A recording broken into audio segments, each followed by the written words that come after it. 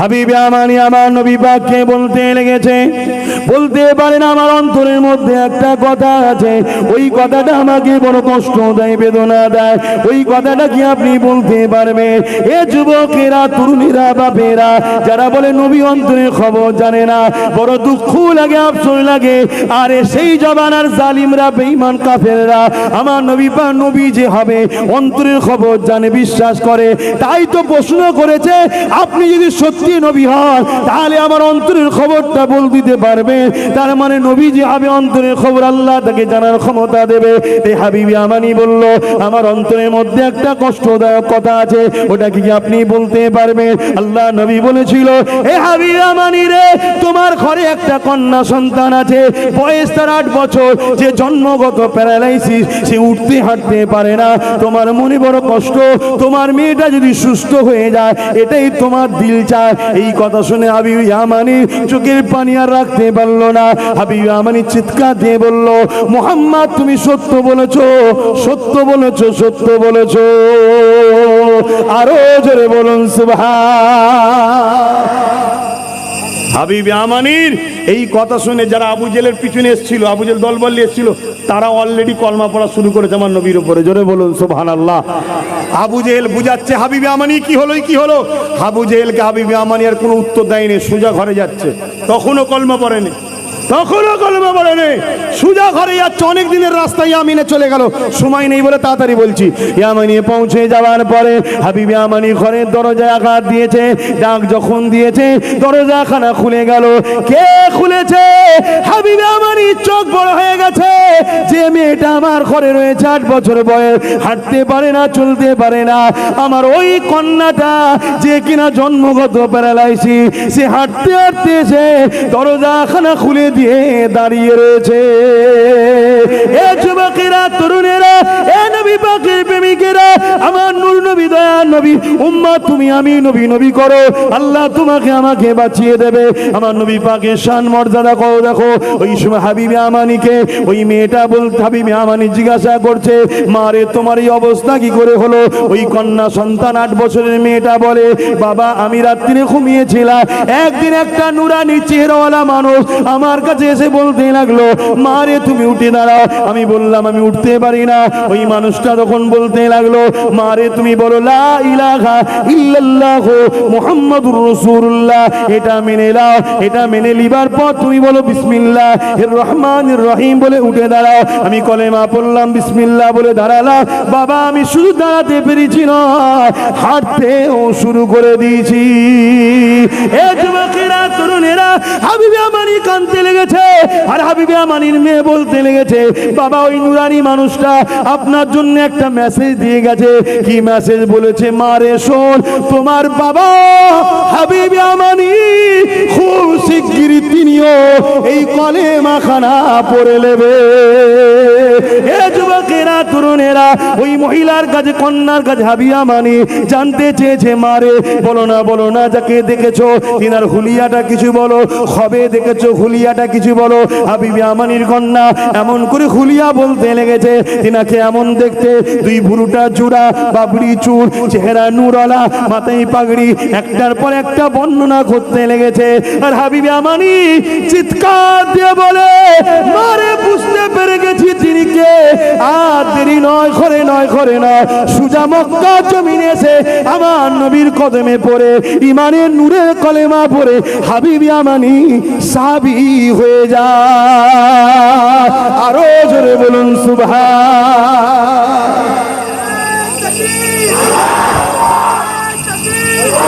মরব তিনার জন্য যিনি সৃষ্টি করেছেন, তিনার জন্য। জোরে বলুন সুবহানাল্লাহ। হযরত ওমর ফারুক তরোয়ার নিয়ে রওনা দিলেন। ঘোড়ার পিঠে যেতে লেগেছে আর বলে যেতে লেগেছে, 39 থেকে 40 হতে দেব না।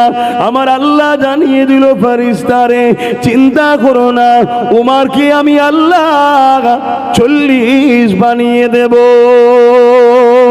এ নওজওয়ানেরা, তরুণেরা, ঘোড়ার পিঠে হেঁটে যেতে যেতে রাস্তায় বোনায়ের দেখা হয়েছে, ওদিকে আমি যাচ্ছি না, ডাইরেক্ট আমার রাসূলুল্লাহ দরবারে চলে গেলাম। ওমর ফারুক পৌঁছে গিয়ে দরজায় আওয়াজ দিল। সাহাবারা ভেতর থেকে জিজ্ঞাসা করছে কে? বাইরে থেকে খাত্তাবের বেটা উমর আওয়াজ দিয়েছে। সাহাবা হুজুরদের মধ্যে একটা কানাখুশু ভয় ভয় কাজ করছে। ওই সময়তে আমার নবী পাকের চাচা যান হযরত হামজা রাদিয়াল্লাহু তাআলা তিনি কলমা পড়েছিলেন, তিনি ওই হুজরার মধ্যে ছিল। তিনি বলতে লেগেছে, ইয়া রাসূলুল্লাহ হাবিবাল্লাহ, আমি হামজা, আমিও কোনো সা কম নয়। উমর যদি বিয়াদবি করে আমি হামজা আজকে ছেড়ে দেব না।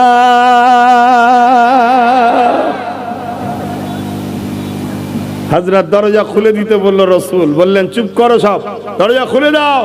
কেন হুজুরের সঙ্গে আল্লাহর কি কানেকশন হয় পৃথিবীর কেউ জানে? হাজারে বলেন, কেন পৃথিবীর কেউ হুজুরের মতো নয়, পৃথিবীর কেউ হুজুরের মতো নয়।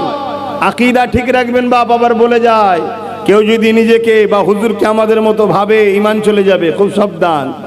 আল্লাহ ও বান্দার বীজখানে হুজুর আছে, আল্লাহ ও বান্দা সম্পর্ক তৈরি করছেন হুজুর, জোরে বলুন সুবহানাল্লাহ। আর এই ফাইসাল্লাটা আল্লাহ করে দিয়েছে। বন্ধু আপনি যান, আমার ভুলে যাওয়া বান্দাগুলোর সঙ্গে আমার সম্পর্কটা জুড়ে দেন। হুজুর আজও আমাদের হৃদয়ে আছে, জোরে বলুন সুবহানাল্লাহ। প্রত্যেকটা মুমিনের অন্তরের থেকেও কাছে মুস্তাফা জানের রহমত রয়েছে, জোরে বলুন সুবহানাল্লাহ। তো আমার নবী পাক সাল্লাল্লাহু আলাইহি সাল্লাম বললেন, এই সাহাবারা চুপ করো, দরজা খুলে দাও, উমরকে আসতে দাও। কেন আল্লাহর নবীর সঙ্গে তো আল্লাহর কানেকশন হয়ে গেছে, এটা তো অন্য কেউ জানে না। হযরত উমর আসলেন, চোখ ছলো ছলো নিয়ে সোজা আমার নবীর কদমের কাছে। নবী পাক সাল্লাল্লাহু আলাইহি ওয়াসাল্লাম নামাজে যেভাবে বসি না আমরা, ওইভাবে বসে আছে। উমর ফারুক এসে নামাজের মতো করে বসলেন, একদম হাঁটু আমার নবীর হাঁটুর একদম কাছাকাছি লেগে যাবার মতো জায়গায় এসে হযরত উমর বসে বললেন, আল্লাহর নবী শুধু বললেন, উমর এখনো কি সৃষ্টিকর্তার দিকে আসার সময় হয়নি? শুধু এতটুকু। চোখ দিয়ে ঝরঝর করে পানি গড়াতে লেগেছে। হুজুর মাফ করে দেন, এই অস্ত্র নিয়ে বেরিয়েছিলাম আপনার দেহ থেকে গর্দানকে আলাদা করার, কিন্তু সব জানতে পেরেছি আপনি হলেন আখেরি প্রফেট, আখেরি রসুল, আখেরি মেসেঞ্জার। আপনি সত্যের পক্ষে, আপনি ন্যায়ের পক্ষে, আপনি ইনসাফের পক্ষে, আপনি গরিবের পক্ষে, আপনি মানবতার পক্ষে, আপনি অসহায়ের পক্ষে, আপনি মজলুমের পক্ষে। তাই জালিমরা আপনার বিরুদ্ধে, মানবরূপী পশুরা আপনার বিরুদ্ধে, অত্যাচারীরা আপনার বিরুদ্ধে, আপনি নারীর অধিকারের পক্ষে, নারী দেহ শোষণকারীরা আপনার বিরুদ্ধে। মনে রাখবেন, যুগে যুগে আমার নবীর বিরোধী যারাই করেছে, খেয়াল করে দেখবেন তাদের ক্যারেক্টারটাই খারাপ। কথা মাথায় ঢুকছে না? ঢোকে নে? হয় ক্ষমতার লোভে প্রজাদেরকে লোটে, তারা আমার নবীর বিরুদ্ধে, নাই ধর্মগুরু সেজে নারী দেহ শোষণ করে, তারা আমার নবীর বিরুদ্ধে, নাই মা বাপের উপর জুলুম করে, তারা আমার নবীর বিরুদ্ধে, নাই গরিবকে লোটে, তারা আমার নবীর বিরুদ্ধে, নাই মানুষের সঙ্গে এহসান ফারামসি করে, তারা আমার নবীর বিরুদ্ধে। কোন সুস্থ মস্তিষ্কের পৃথিবীর কোন মানুষই যুগে যুগে আমার নবীর বিরোধী করেনি। তাই গান্ধী বাবুর মতো মানুষ আমার নবীর গুণ গেয়েছে, নেতাজি সুভাষচন্দ্র বোসের মানুষ আমার নবীর গুণ গেয়েছে, হাত্তাকে স্বামী বিবেকানন্দ তিনি আমার নবীর পক্ষে গুণ গেয়েছে। কেন? তাদের মধ্যে মনুষ্যত্ব ছিল, তাদের মধ্যে মনুষ্যত্ব ছিল। তাই আমার নবীর বিরুদ্ধে তারা কথা বলেনি। আমার নবীর বিরুদ্ধে কথা বলে কারা? যারা রাত 12টায় ভাং খেয়েছে ঘরে বিবিকে পেটে। কথা বুঝছেন না? তারা আমার নবীর বিরোধী করে। যাক, তাহলে আমি এখানে কি বুঝাতে চাইলাম? ইসলামকে মিটাবার চেষ্টা করেছিল, আমার নবী পাককে মিটাবার চেষ্টা করেছিল। উমর ফারুক বলে গিয়েছিল 39 থেকে 40 হতে দেব না। আমার আল্লাহ উমর ফারুককে 40 বানিয়ে দিল। এ যুবকেরা, তরুণীরা, বাপেরা, যুগে যুগে যুগে একদল মানবরূপী পশুরা আমার নূর নবী বিরোধী করেছে, আমার নবীর শানে গুস্তাখি করেছে, আল্লাহ নবী দুনিয়া জমিনে জিন্দেগি পলিয়ে আখিরাতের দিকে যখন রওনা দিলেন, আমার নবী পাক সাল্লাল্লাহু আলাইহি ওয়াসাল্লাম মনে রাখবেন, আজও রওজা মুবারকে নবী আমার জিন্দা হায়াতে আছে। আমার নবী পাক রওজা মুবারকে জিন্দা হায়াতে রয়েছে, কিন্তু দুনিয়াবি জিন্দেগি কাটিয়ে চলে গেছে, আখিরাতের জিন্দেগিতে রওনা দিয়েছে। এই যুবকেরা ওই দিকে আজকে যাচ্ছি না। হযরতে সিদ্দিক আকবর যখন খলিফাতুল মুসলিমিন হলেন, আমিরুল মুমিনিন হলেন, ওই সময়তে একটা ব্যক্তি নাম তার মুসাইলামাতুল কাজ্জাব নামে সূরাতে মুসলমান লাগে। মুসাইলামা তার নাম, কিন্তু দেখতে সূরাতে নামে মুসলমান, কিন্তু বিদেশি শক্তি নিয়ে, ইসলামের দুশমনদের শক্তি নিয়ে 90,000 সৈন্য তৈরি করে সে নিজেকে নবী দাবি করেছিল, অর্থাৎ খাতমে নবুয়াতের বিরোধী করেছিল, আমার নবীর শানে গুস্তাখি করেছিল। হযরতে আবু বকর সিদ্দিক সাহাবা হুজুর দিকে মিটিং করতে লাগলেন, এ নবীর সাহাবারা, মুসাইলামাতুল কাজ্জাব এইভাবে খাতমে নবুয়াতের বিরোধী করেছে, কি করা যেতে পারে? সাহাবা হুজুররা বলতে লাগলেন, হে আমিরুল মুমিনিন খলিফাতুল মুসলিমিন, হে আবু বকর সিদ্দিক ভাই, আপনি আমাদের বর্তমান খলিফা, বর্তমান লিডার, নেতৃত্ব আপনি দিচ্ছেন, আপনি যা ফয়সালা করবেন আমরা তার উপরই রাজি আছি।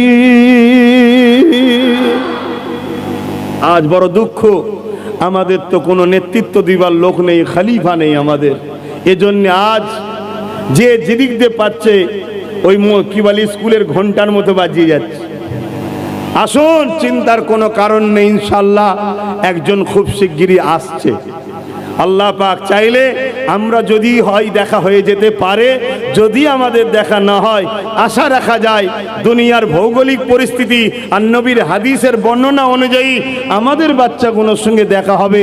এখন থেকে বাচ্চাগুলোকে ট্রেনিং দিয়ে যান, সেই শিক্ষা দিয়ে যান, আনেওয়ালার যেন পিছনে বাচ্চা দাঁড়াতে পারে, তবে দুনিয়া ও আখিরাতের কল্যাণ পাবে। তিনি অন্য কেউ নয়, বিশ্ব জিনার আতঙ্কে এখনো আতঙ্কিত হয়ে আছে, তিনি হলেন হযরত ইমাম মেহেদী আলাইহিস সালাম। জোরে বলুন সুবহানাল্লাহ। আমরা লুকিয়ে চুরিয়ে কথা বলি না, আমরা গর্বের সাথে কথা বলি। কেন? বিশ্বের প্রত্যেকটা জালিম হুকুমত, প্রত্যেকটা অত্যাচারী হুকুমত তারা ইমাম মেহেদী আলাইহিস সালামের আতঙ্কে ভুগছে। কেন? পৃথিবীর বুকে গরিবদের মুখে হাসি ইমাম মেহেদী আলাইহিস সালাম ফুটাবে, পৃথিবীর অসহায়দেরকে আশ্রয় ইমাম মেহেদী আলাইহিস সালাম দেবে, পৃথিবীর নারীদের অধিকার আবার নতুন করে ইমাম মেহেদী আলাইহিস সালামের নেতৃত্বে দেওয়া হবে। অর্থাৎ পৃথিবীর জুলুম, অত্যাচার, সন্ত্রাস, বেইনসাফি ইমাম মেহেদী আলাইহিস সালামের নেতৃত্বে সব খতম হয়ে পুরো পৃথিবীতে আমান, শান্তি, ন্যায়, সত্য ঝান্ডা প্রকাশিত হবে। জোরে বলুন সুবহানাল্লাহ, আরো জোরে বলুন সুবহানাল্লাহ। তাই বাচ্চাদেরকে শিক্ষা দিয়ে যাবেন, বাবা ইমাম মেহেদী আলাইহিস সালামের দিকে থেকো, কানার দিকে যেন থেকো না। কানাকে চেনেন তো নাকি? তারও দিকে লোক তৈরি হচ্ছে, তার দিকেও লোক তৈরি হচ্ছে। যাক, আমি ওদিকে আজকে আলোচনায় যাচ্ছি না। তাহলে হযরতে আবু বকর সিদ্দিক হুজুর কি বললেন, সাহাবা হুজুররা কি বল, আপনাদের অসুবিধা হচ্ছে না তো? গরম হচ্ছে না তো? হযরতে আবু বকর সিদ্দিক হুজুর বললেন, আমি লাস্টে কিন্তু একটু ওয়াকাফলে দু চার কথা বলবো, আপনাদের সহমত আছে তো নাকি? একটু হাত তুলে বলুন, সহমত আছে তো নাকি? হ্যাঁ, কেন আমার কমের প্রচুর বাপ মা ওয়াকাফ কি জিনিস সেটাই জানে না। আমাদের যুবকগণই অনেকে জানে না, মোবাইলে 24 ঘন্টা পড়ে আছে, আর ওয়াকাফ কি জিনিস সেটা জানে না। মোবাইলে কি দেখো কচুপুরা, হ্যাঁ মোবাইলে দেখো পৃথিবীতে কি ঘটছে। আমার নবী পাকের ভবিষ্যৎবাণী সিরিয়া ফাতে হয়ে গেল। দেখো দেখো, যে মসজিদে ঈসা সাল্লাম নামবে সেই মসজিদ আলহামদুলিল্লাহ মোমেনদের হাতে চলে এসেছে। জোরে বলুন সুবহানাল্লাহ। এসব নমুনাগুলো কি বলছে? পৃথিবী আর বেশি দিন বাকি নেই, অতএব লম্বা বেঁচে থাকা স্বপ্ন করুনি, বস্তা তস্তা তলপি গুছাও, যেতে হবে। কত বুঝছেন তো নাকি? হ্যাঁ, বেশি দিন আর নেই। অনেকে বলবে যে আমরা রুকে দেবো, আমরা রুকে দেবো। আরে বেশি রুকার স্বপ্ন দেখিসনি, তাহলে আস্তে আস্তে নমরুদের খাতায় নাম উঠে যাবে, ফেরাউনের খাতায় নাম উঠে যাবে।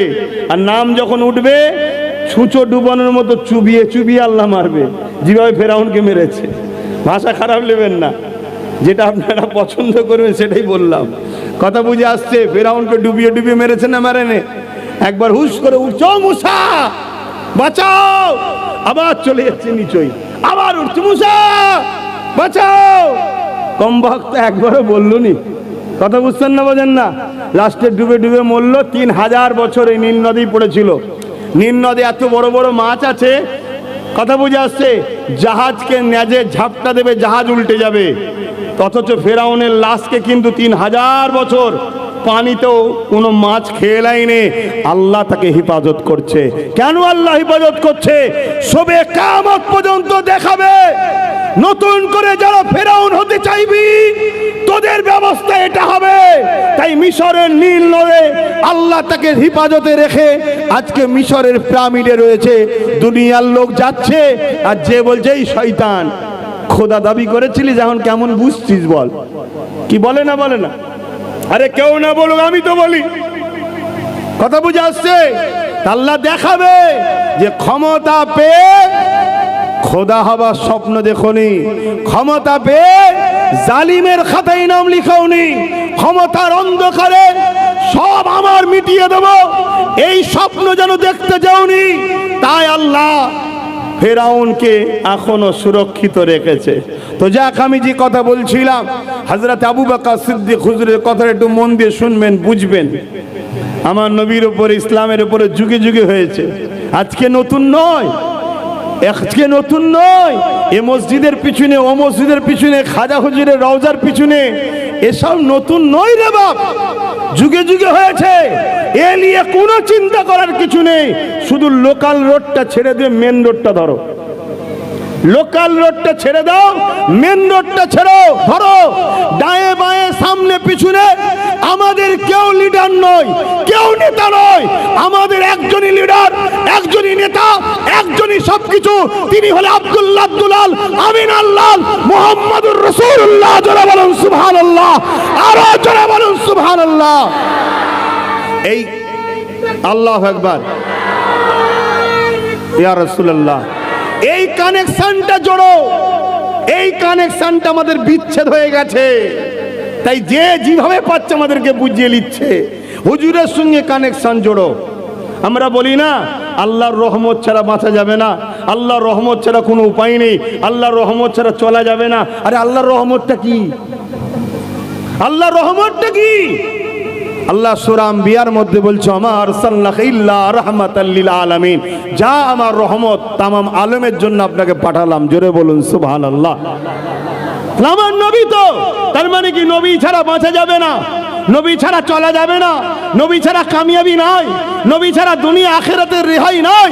আর আজকের আমাদের যুব সমাজ রাসূলুল্লাহ ছেড়ে দিয়েছে। এটা বড় প্ল্যান করে করা হয়েছে।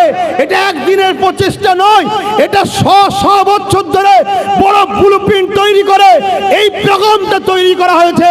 একদল লোক গান দিয়ে, যাত্রা দিয়ে, খেলা দিয়ে, নাচ দিয়ে, মেলা দিয়ে, সুদ দিয়ে, ঘুষ দিয়ে, ভিক্ষা দিয়ে আমাদের ঘরে নবী থেকে সরিয়েছে। আর একদল লোক মাথায় টুপি দিয়ে, মুখে দাড়ি রেখে, জুব্বা পরে আমার নবীর সাথে গুস্তাখি করা আমাদের ঘরে শিখিয়েছে।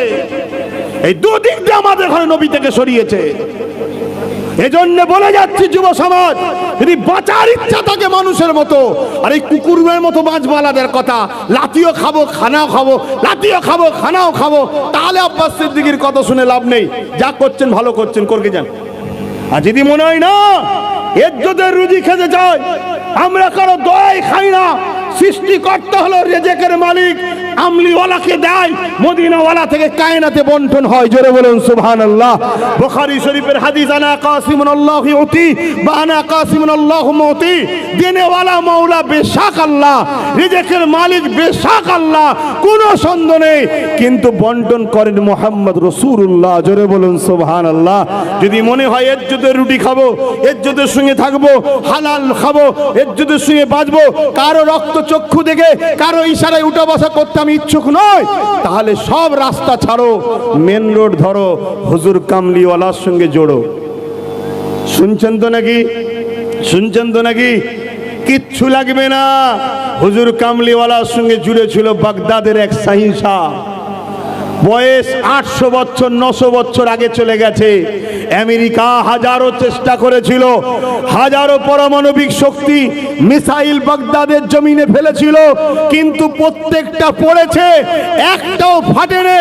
অন্য জায়গায় ফেলছে, ফাটছে, বাগদাদের জমিনে ফাটছে না কেন? বাগদাদের জমিনে একজন সুলতান আছে যে কিনা আমিনা লালের গোলামি করেছে। গাউসুল আজম বড় পীর আব্দুল কাদের জিলানী আল বাগদাদি হুজুরের সঙ্গে জুড়ার জন্য হাজারো মিসাইল ফেলেছে, একটাও ফাটেনি। 800 বছর চলে যাওয়া গাউস পাকের পাওয়ার আজও জিন্দা আছে। জোরে বলুন সুবহানাল্লাহ, আরো জোরে বলুন সুবহানাল্লাহ। আর সেই ইমাম হোসেন হাসান হুজুরের রক্তে জিগার গাউস পাক ও মাওলা আলীর উত্তরসূরি, আর আমার হিন্দুস্তানে যিনি রয়েছেন আমাদের শাহিনশাহ, আমাদের বাদশাহ, আমাদের সুলতান, সুলতানে হিন্দ, গরিবে নওয়াজ, আতায়ে রসুল মঈনুদ্দিন আজমিরি সঞ্জালি, আজকে তিনার মাজার কে লিয়েও ষড়যন্ত্র করছে।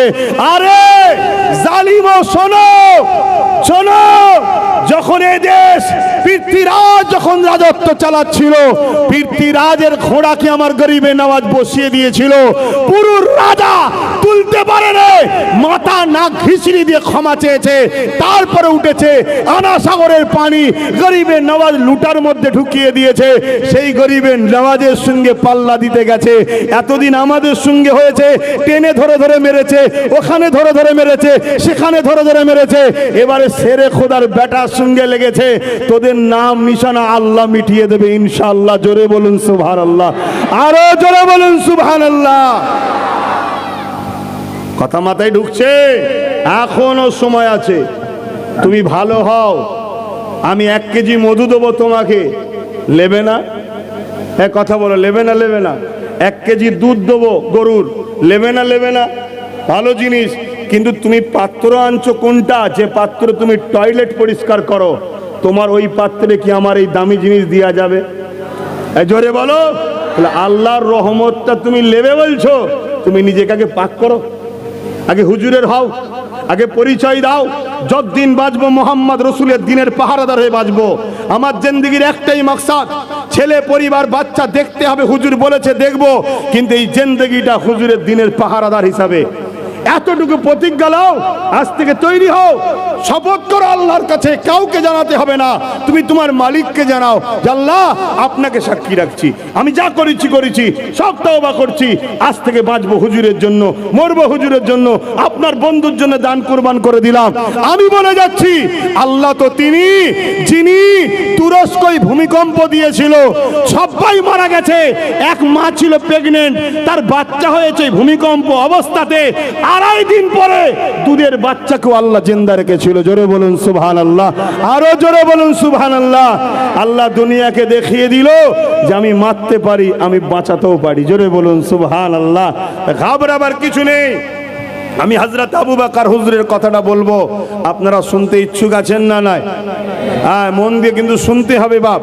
হযরত আবু বকর সিদ্দিক সাহাবা হুজুরদের বললেন, ভাই আপনারা তো আমার উপরে দায়িত্ব দিলেন, তা আমি জানি পৃথিবীর সবাই যদি আমার হুজুরের পিছনে লাগে, বিরুদ্ধে লাগে, সমালোচনা করে, এতে আমার হুজুরের কিছু যায় আসে না। আমি প্রথমে যেটা বলেছিলাম, খেয়াল করে দেখবেন, আপনার এলাকাতেও খেয়াল করবেন, আকাশে যখন চাঁদ উঠবে, আপনার গ্রামে দেখবেন একটা একটা কুকুর আকাশের চাঁদের দিকে চেয়ে ঘেউ ঘেউ করে। খেয়াল করবেন, যে ঠিক বলছি তো? করবেন। হ্যাঁ, কেন বলেন তো? ও চাঁদের আলো, ওর অসুবিধে হচ্ছে, ঘেউ ঘেউ করছে।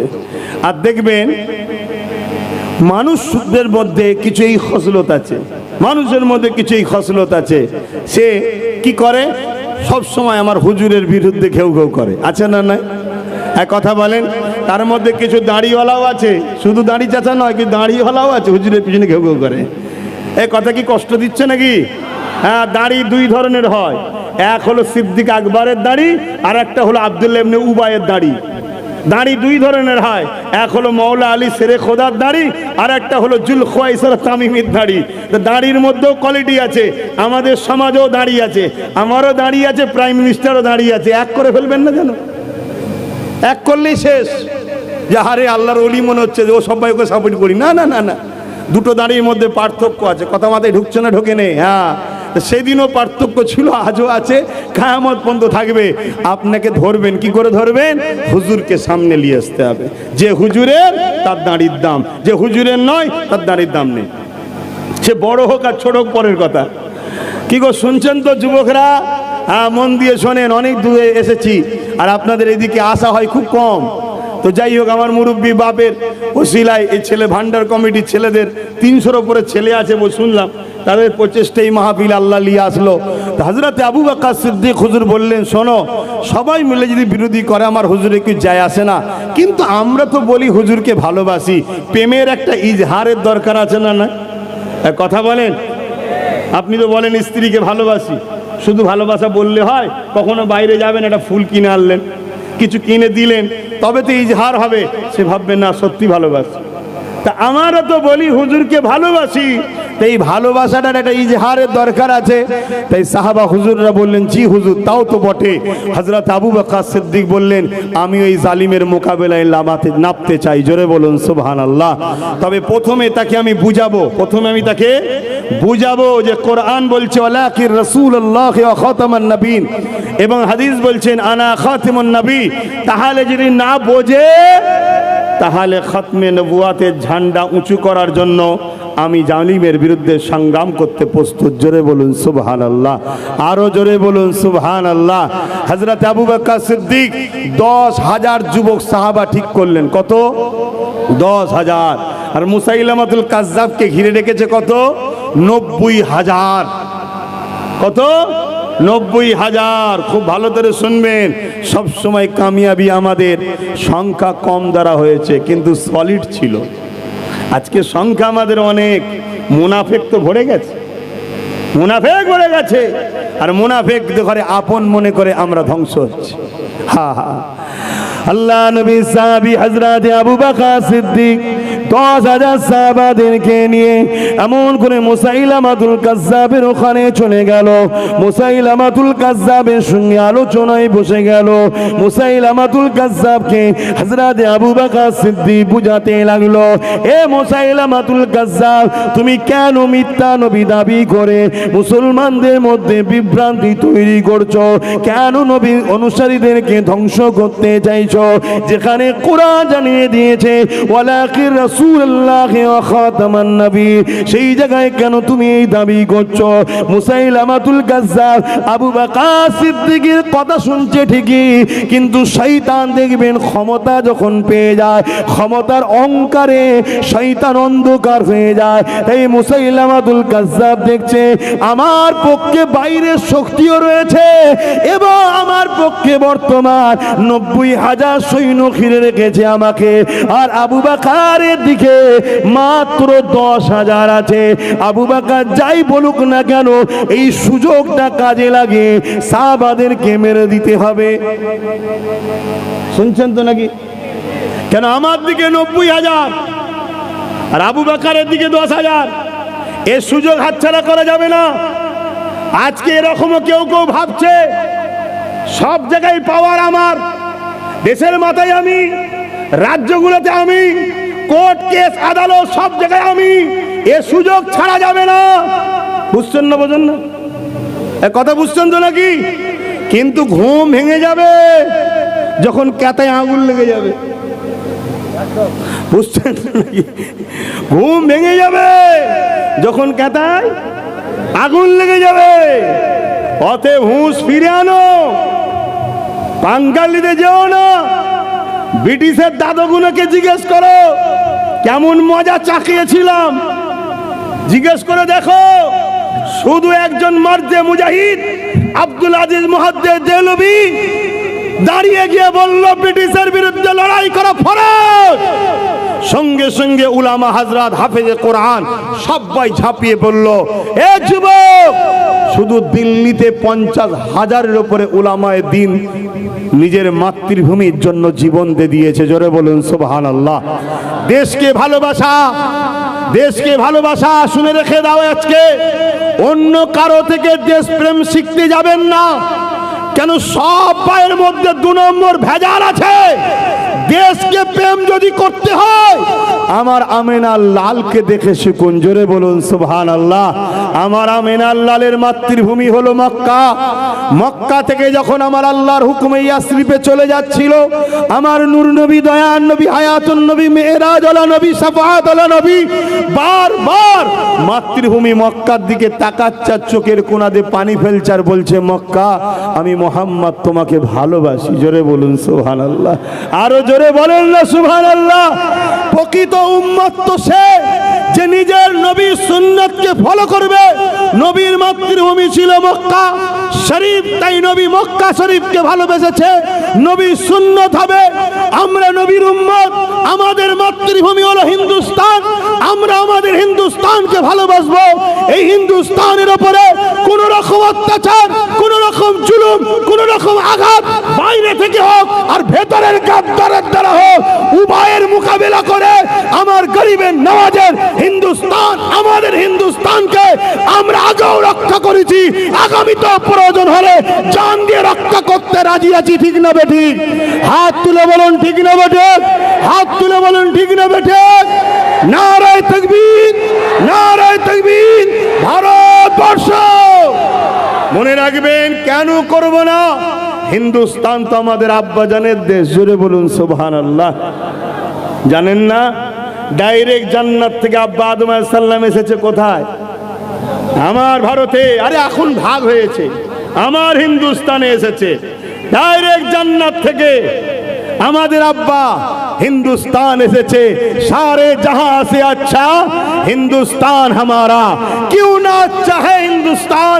क्योंकि हमारे बाप का मुल्क है। जन्नत से डायरेक्ट पहले इंसान, पहले बसार आदम सफीउल्लाह तशरीफ लेके आए हैं हिंदुस्तान में, इसीलिए डायरेक्ट जन्नत के साथ हिंदुस्तान की कनेक्शन है। बोलिए सुभान अल्लाह, और ऊंचा बोलिए सुभान अल्लाह। और हमारे अम्मा जान बाप आदमेर बादिकेर पांजर থেকে তৈরি মা হাওয়া আমার নবীর দেশ জাজিরাতুল আরব, জাজিরাতুল আরব, ওইখানে আমার আম্মা হাওয়া আলাইহিস সালাম এসেছে। অর্থাৎ ভারত হলো, হিন্দুস্তান হলো আব্বার দেশ, আর জাজিরাতুল আরব হলো আম্মার দেশ। জোরে বলুন সুবহানাল্লাহ। কেন ভালোবাসবো না? কিন্তু দুঃখের বিষয়, দুঃখের বিষয় আমাদের যুব সমাজ, আমাদের কওম, আমার নবীর গোলামগুলো ৭৭ বছর ধরে একে তাকে বিশ্বাস করতে করতে করতে করতে আজকে এমন জায়গায় আমরা পৌঁছে গেছি, যা তার হাতে ক্ষমতা চলে গেছে, যা খুশি করছে আমার দেশটাকে নিয়ে, যা খুশি করছে আমার দেশটাকে নিয়ে। কিন্তু আজ আমরা গাফলতি করেছি বলেই কিন্তু এই জায়গাটা হয়েছে। দেশের জন্য নিজেদের ঘরে চেষ্টা করা, দেশের জন্য ভাবা, এটা দরকার আছে না নাই? কথা বলুন, আছে না নাই? হ্যাঁ, মনে রাখবেন, আমার দেশের সার্বভৌমত্বকে নিরাপদে রাখা, আমার দেশের সার্বিক বিকাশ ঘটানো, আমার দেশের সর্বধর্মের মানুষের নিশ্চয়তা, শান্তির ব্যবস্থা করা প্রত্যেকটা উম্মতে মুহাম্মাদির জন্য এটা একটা ধর্মীয় কাজ বটে, শুধু রাজনীতি নয়, এটা আমার ধর্মেরও কাজ। জোরে বলুন সুবহানাল্লাহ। তাই আমি যখন মেম্বার থেকে বলি, অনেক মূর্খ আমার কওমের মূর্খ আছে, তিনি বলে, তারা বলে যে হুজুর জলসা করতেছি, সে কথা বলবে কেন? আরে জাহেল, আরে মূর্খ, এটা আমার ধর্মের একটা পাঠ।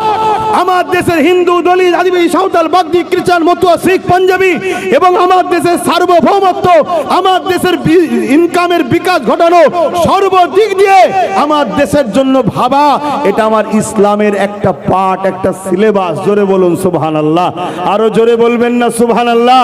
যেমন একটা স্কুলে গেলে অঙ্ক আছে, ভূগোল আছে, ইংলিশ আছে, জীববিদ্যা আছে, নানা রকম হিস্ট্রি আছে, বিষয় থাকে, তেমন ইসলামে হাজারো বিষয় আছে। নামাজ আছে, রোজা আছে, দাঁড়ি আছে, সমাজনীতি, অর্থনীতি, পরিবার নীতি, এডুকেশন নীতি, সম্প্রীতির নীতি, মানববন্ধন নীতি, তেমন ইসলামে আছে রাজনীতি, নিজের রাষ্ট্র নিরাপদ নীতির কথাও ইসলামে আছে। জোরে বলুন সুবহানাল্লাহ। আরো জোরে বলবেন না সুবহানাল্লাহ? আজকে কি জায়গা ছেড়ে যাচ্ছ ছেলেদের ঘরে? ছেলেগুলোকে তো আগুনের কড়ার উপর তুলে দিয়ে যাচ্ছ। বলেন, ভুল বলছি? ছেলেগুলোকে জন্য কি করে যাচ্ছ? বলো, কি করেছো? গাড়ি বাড়ি, জমি জায়গা। কালকে যখন তুমি এদেশের নাগরিক নয় প্রমাণ করে দেবে, তখন তোমার গাড়ি বাড়ি, জমি জায়গা কি হবে? কথা বুঝছেন না, বোঝেন না, কত অসুবিধা হচ্ছে। গত দুদিনের আগের কথা বলি, শুনুন ছোট্ট করে। আমার রাজ্যে একটা কথা ঘটেছে, শুনুন। দুদিন আগে কি, একজন ভাই, আমার কমের একটা ভাই স্বাস্থ্য দপ্তরে আরটিআই করেছে। স্বাস্থ্য দপ্তর বোঝেন তো, মেডিকেল স্বাস্থ্য দপ্তরে আরটিআই করেছে বিশেষ কিছু তথ্য জানার জন্য। স্বাস্থ্য দপ্তর তাকে তথ্য না দিয়ে জিজ্ঞেস করছে, তুমি বাংলার ভারতের নাগরিক, তার প্রমাণ দাও। মুসলমান গন্ধ পেয়েছে। শুনছেন কি শুরু হয়েছে, কি হয়ে শুনছেন না? আমি অনেক চিন্তা করে দেখেছি যে হঠাৎ করে কেন্দ্র সরকার এই ওয়াকাফ বিলের নামে ওয়াকাফকে লিখতে চাইছে কেন? এমনিই তো ঝেড়ে খেতে পারে। এ কথা বুঝছেন না, বোঝেন না? এই ঝেড়ে খাই না, খাই না। এই আওয়াজ দেন, এই আওয়াজ দেন। লজ্জা লাগছে না ভয় লাগছে? जो डर गए हो बस শেষ। আর এটাই তো করেছে। আল্লাহ নবী বলেছেন, আখিরি জামানায় একটা থালে খাবার রাখলে যেমন ক্ষুধার্ত পশুগুলো ওই থালের ওপর ঝাঁপিয়ে পড়ে, আখিরি জামানায় আমার উম্মতের ওপরে জালিমরা ওইভাবে ঝাঁপিয়ে পড়বে। ওলামারা জানে হাদিস। সাহাবা হুজুররা জিজ্ঞেস করছেন, হুজুর তখন কি আমার ভাইদের সংখ্যা কম হবে? আল্লাহ নবী বললেন, না, সংখ্যা কম হবে না। এ যুবক শুনে যাও, সংখ্যা কম হবে না। যেদিকেই তাকাবে আমার উম্মত, সত্যি তো, যেদিকেই তাকাই আমরা, যেদিকেই তাকাই আমরা, যেদিকেই তাকাই আমরা, কিন্তু খাতা কলমে শুনি আমরা কম। হ্যাঁ হ্যাঁ, খাতা কলমে শুনি আমরা কম।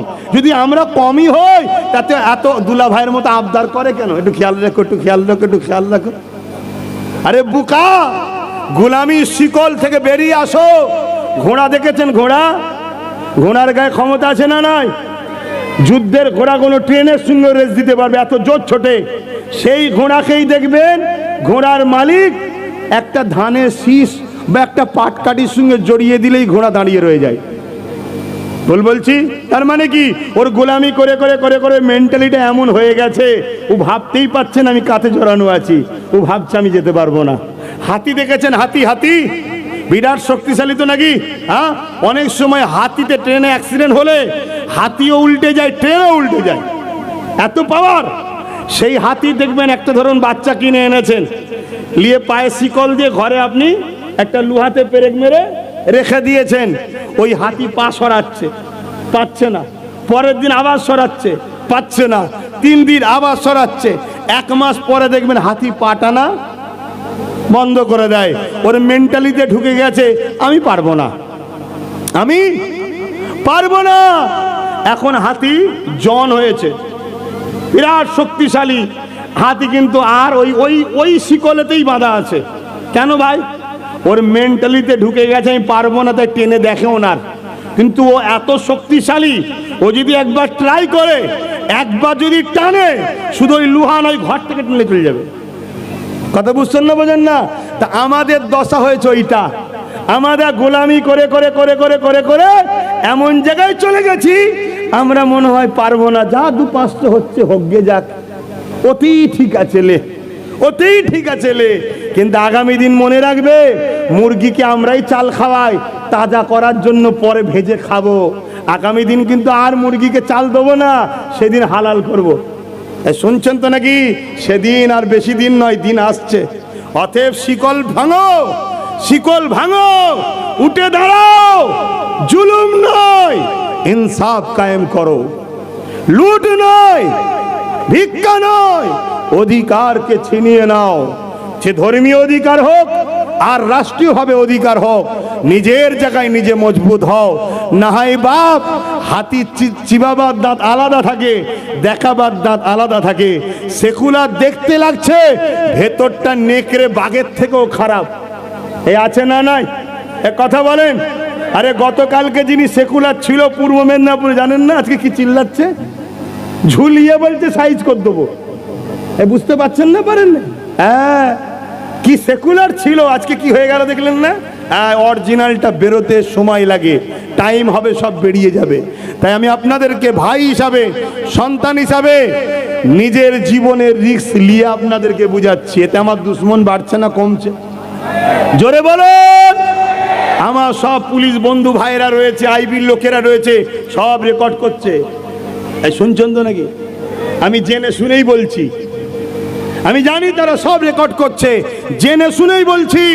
তবে মনে রাখবেন, যদি কেউ সংবিধানকে সামলে নিয়ে আসে তাহলে সবাই আমাকে বাহবা বলবে যে ঠিক কথা বলেছে। আর যদি গায়ে জোরে আমাকে দেখে তাহলে আমার দুশ্মন কিন্তু বাড়ছে। এই শুনছেন না শোনেন নে? হ্যাঁ, কেন?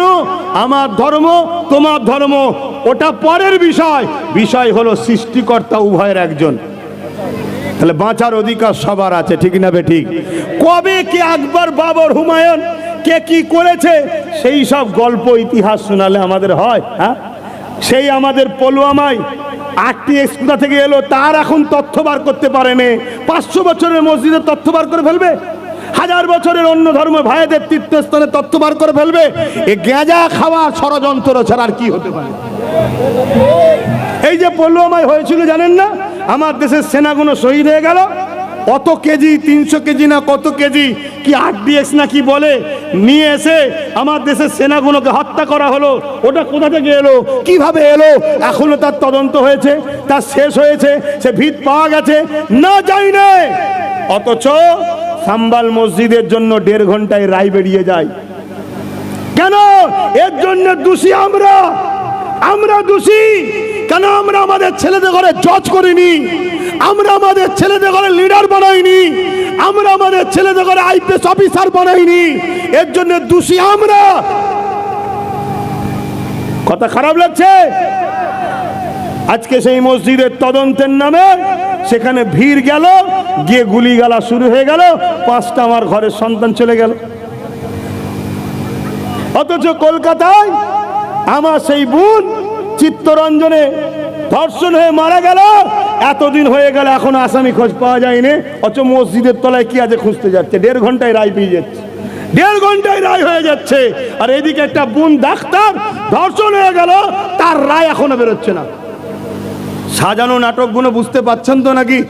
এই সব কিছুর পিছনে একটাই লক্ষ্য, ঠান্ডা মাথায় শুনে রেখে দাও, সব কিছুর পিছনে একটাই লক্ষ্য, কেউ খোদা হবে আর গরিব গুলো তার ভক্ত হবে। কিছু বুঝতে পাচ্ছেন? কেউ খোদা হবার স্বপ্ন দেখছে যে আমি খোদা হব, আর সব গরিব গুলো আমার ভক্ত হবে, আমার উপাসনা করবে। সে মুসলমান হোক, হিন্দু হোক, আদিবাসী হোক, সাঁওতাল হোক, খ্রিস্টান হোক, সব গরিবদের জন্য বিপদ। বিপদ না বিপদ নয়? এক কথা বলেন। কিন্তু আমি আমার কওমের কাছে জানাচ্ছি, আজকে বলো ওয়াকাফটা কি জিনিস তোমরা জানো? একটু কথা বলো না, ওয়াকাফ কি জিনিস জানো? একটু হ্যাঁ কি না বলো। কারা কারা জানেন না ওয়াকাফ কি জিনিস? একটু হাত তুলে দেখান। লজ্জার কিছু নেই। কারা কারা জানেন না যে ওয়াকাফ কি জিনিস? জানি না। একটু লজ্জা করবেন না, জোর করে হাত তোলেন। দেখেন এতগুলো মানুষ বলছে ওয়াকাফ কি জিনিস জানি না। হাত নামান। এটা জানতে দেওয়া হয়নি। আমি এই বিষয়ে সংক্ষেপে একটু কথা বলবো। আমি সবার সাক্ষী চাইছি, বলবো যারা মেম্বারে আছেন, বলবো ওয়াকাফ নিয়ে বলবো, একটু কথা বলেন। কেন আপনি ভাবতে পারেন ধর্মীয় জলসায় বলবেন কেন? আর ওয়াকাফটা আমার ধর্মীয় একটা পাঠ, তাই আমি বলছি ওয়াকাফ আমার ধর্মীয় জিনিস। যেমন এটা একটা ধর্মীয়, জুব্বা একটা ধর্মীয়। কথা বুঝে আসছে না? নয়, ওয়াকাফ আমার ধর্মের একটা বিষয়। সেই জায়গায় একটু মাথা ঠান্ডা করে শুনবেন ওয়াকাফটা কি জিনিস। হায় হায় হায়। ওয়াকাফ হলো অফ করা, উৎসর্গ করে দেওয়া, দান করা। কথা বুঝছেন তো নাকি? দান করা, আল্লাহর রাহে দান করে দেওয়া জিনিস। এবার তার দায়িত্ব দুভাবে নেওয়া হয়, এক আওলাদ জিম্মেদার হয়, আর একটা কমিটির মাধ্যম দিয়ে নিয়ন্ত্রণ করা হয়। কিন্তু আল্লাহর রাহে উৎসর্গ করে দেয় যারা অর্থশালী সম্পদের মালিক, তারা কিছু কিছু জিনিসকে, টাকা পয়সা, জমি জায়গা অফ করে, উৎসর্গ করে। উদ্দেশ্য কি? মহান সৃষ্টিকর্তাকে খুশি ও রাজি করার জন্য। জোরে বলুন সুবহানাল্লাহ। এবং এই সম্পদের ইনকাম কোন খাতে যায়? ইসলামের অনুসারীদের মসজিদ, মাদ্রাসা, কবরস্থান, খানকা এবং বিশেষ করে মুসলিম ছেলেদের পড়াশোনার জন্য এই অর্থকে খরচ করা হয়। কথা বুঝে আসছে? তা হাজার হাজার বছর ধরে এই ওয়াকফ সিস্টেম চলে আসছে। আমার নবী পাকের সাহাবী হযরত আবু বকর সিদ্দিক তিনি ওয়াকফ করেছে, হযরত উমর ফারুক ওয়াকফ করেছে। আর এই ওয়াকফ যুগে যুগে এইভাবে চলে আসছে। আমার হিন্দুস্তানে, আমার ভারতবর্ষে হাজার হাজার বছর ধরে অনেক অর্থশালী প্রভাবশালী ব্যক্তিরা মুসলিম সমাজ, ইসলাম ধর্মের ও তার গরিব ছেলেদের, ইসলাম ধর্মের গরিব সন্তানদের শিক্ষা ও ধর্মের বিকাশের জন্য, কল্যাণের জন্য 27 লক্ষ বিঘে জমি ওয়াকফ করেছে। কত? এটা কম করে বলছি, এর বেশি অনেক চুরি হয়ে গেছে। আরো যেটা ডাটা পাচ্ছি সেটা বলছি, আরো কত হয়তো আগে ঝেপে দিয়েছে কে জানে। কথা বুঝে আসছে? 27 লক্ষ বিঘে এই সম্পদ দান করেছে মুসলিম অর্থশালী ব্যক্তিরা। উদ্দেশ্য ইসলাম ধর্মের মসজিদ, মাদ্রাসা ও বিশেষ করে মুসলিম গরিব ছেলেরা পড়াশোনা করে দেশ, সমাজ, জাতির কল্যাণ করবে। যেমন আমার দেশকে সুপার পাওয়ারের তালিকায় এনেছে এপিজে আব্দুল কালাম সাহেব। যদি ওয়াকফের টাকা ৭৭ বছর ধরে প্রকৃত গরিব ছেলেদের পড়াশোনার পিছনে খরচ করা হতো, একটা আবুল কালাম কেন, আমার দেশে হাজার হাজার আবুল কালাম হতো। আমার দেশ পারমাণবিক শক্তি সর্বদিক দিয়ে আরো শক্তিশালী হতো। আমেরিকা কি তাহলে আব্বা বলতে হতো না? আমেরিকাকে পায়ের তলাতে আমার দেশ রাখতে পারত। শুনছেন না শোনেন না? কিন্তু ৭৭ বছর ধরে এই ওয়াকফ সম্পত্তির টাকা যখন যে যেখানে ক্ষমতায় এসেছে কম বেশি লুটেছে। আমাকে হক কথা বলতে হবে বাপ, শুধু ওর পিছনে বলবো, একে বলবো ভালো না, ও মুনাফিকি আমি করতে পারবো না। সবাই কম বেশি ঝেড়েছে। শুনছেন তো নাকি? হ্যাঁ। তার মধ্যে একটা ন্যূনতম কথা বলি। উত্তর 24 পরগনায় একজন আল্লাহর ওলি আছে, নাম হচ্ছে আব্বাস আলী, হাড়ুয়াই মাজার, হাড়ুয়া আব্বাস আলী, যিনি বেড়া চাপাতে এক রাজা ছিল, তিনার ওই বেড়া যে ছিল দিয়া, ওই বেড়াতে তিনি ফুল ফুটিয়ে দিয়েছিলেন। জোরে বলুন সুবহানাল্লাহ। এটা আল্লাহর ওলিদের কারামত, আল্লাহর হুকুম। সেই আল্লাহর ওলির সম্পদ ছিল 900 বিঘে। কত বিঘে? 900 বিঘে। সেই সম্পদটা আজকের দিনে আছে কত জানেন? শুনবেন না? মাত্র 92 শতক। বলেন বলেন কত? 900 বিঘে সম্পদটা মুসলিম উম্মার কাজে লাগবে। সেই সম্পদকে লুটে লুটে লুটে আজকে কত দাঁড়িয়েছে? 92 শতক। কেন্দ্র সরকার চাইছে এই 92 শতকটা আমি ডাইরেক্ট খাবো, তাই বিল করতে চাইছি, অন্য কিছু নয়। এই ওয়াকফ সংশোধনের নামে 2024 যে বিল হচ্ছে, এইটা যেখানে যার যতটুকু আছে ডাইরেক্ট আমি লবো। কিন্তু আমার প্রশ্ন আপনাদের কাছে, ৭৭ বছর যখন খেয়েছিল, আমাদেরই সমাজের তো একদল মুসলিম রহনুমা সেই সব গভর্নমেন্টের সঙ্গে মুখে মুখ দিয়ে গুজুর গুজুর করেছে না করেনি? খাবার রাস্তা তো দেখিয়েছি রাই। আজকে কেন্দ্র সরকার বলছে আমি বিল করব 2024 ওয়াকফ সংশোধনীয় অ্যাক্টের নামে, এই সংশোধনীয় বিলের নামে। সেখানে অপশান আনছে কি, 21 জন কেন্দ্রীয় বডি হবে, তার মধ্যে 11 জন অমুসলিম হবে। আমি অমুসলিম ভাইদেরকে শ্রদ্ধার সাথে বলবো, হিন্দু ভাইদের দেবত্ব সম্পত্তি আছে, তার রক্ষণাবেক্ষণ মুসলমান করুক, এটা আমি পছন্দ করি না। কেন? ওই সম্বন্ধে আমাদের ধারণা নাই, জ্ঞান নাই। কেন? দেব দেবীর ব্যাপার, তার সম্পদ তারা ভালো বোঝে, ঠিক না বেটি? খ্রিস্টান ভাইদের সম্পদ আছে, তারা ভালো বোঝে। পাঞ্জাবি ভাইদের, শিখ ভাইদের, আদিবাসী ভাইদের জল জঙ্গলের সম্পদ আছে, তারা ভালো বোঝে। ঠিক তেমনই মসজিদ, মাদ্রাসা, ইসলামের সম্পদ আমরা বুঝি। এখানে অমুসলিম ভাইরা ঠিকভাবে পরিচালনা করতে পারবে না। তাই তিনি বলছে না, এতে অমুসলিম 11 জন, অর্থাৎ সংখ্যক গুরু করছে অমুসলিমকে, বড় প্ল্যান মাফিক পরের বার ওই 10 জনকে বাদ দিয়ে টোটাল সম্পদকে কর্পোরেশনদের হাতে তুলে দেবে। তাহলে বাবরির মতো আর হইচই হবে না, নীরবে ধ্বংস হয়ে যাবে লাখো লাখো মসজিদ, মাদ্রাসা, কবরস্থান। কথা মাথায় ঢুকছে না ঢোকেনি? এটা কেন্দ্র সরকার করতে চাইছে। আমি আপনাদের জিজ্ঞেস করছি, 77 বছর ধরে কম বেশি তো সবাই খেয়েছে, ওই রাস্তাতে গত 10 বছর কেন্দ্র সরকারও ওয়াকফ পয়সা খেয়েছে, তাহলে হঠাৎ করে বিল করতে কেন চাইলো? চুপি চুপি যেমন খাচ্ছে খাক না, বিল কেন করতে চাইলো?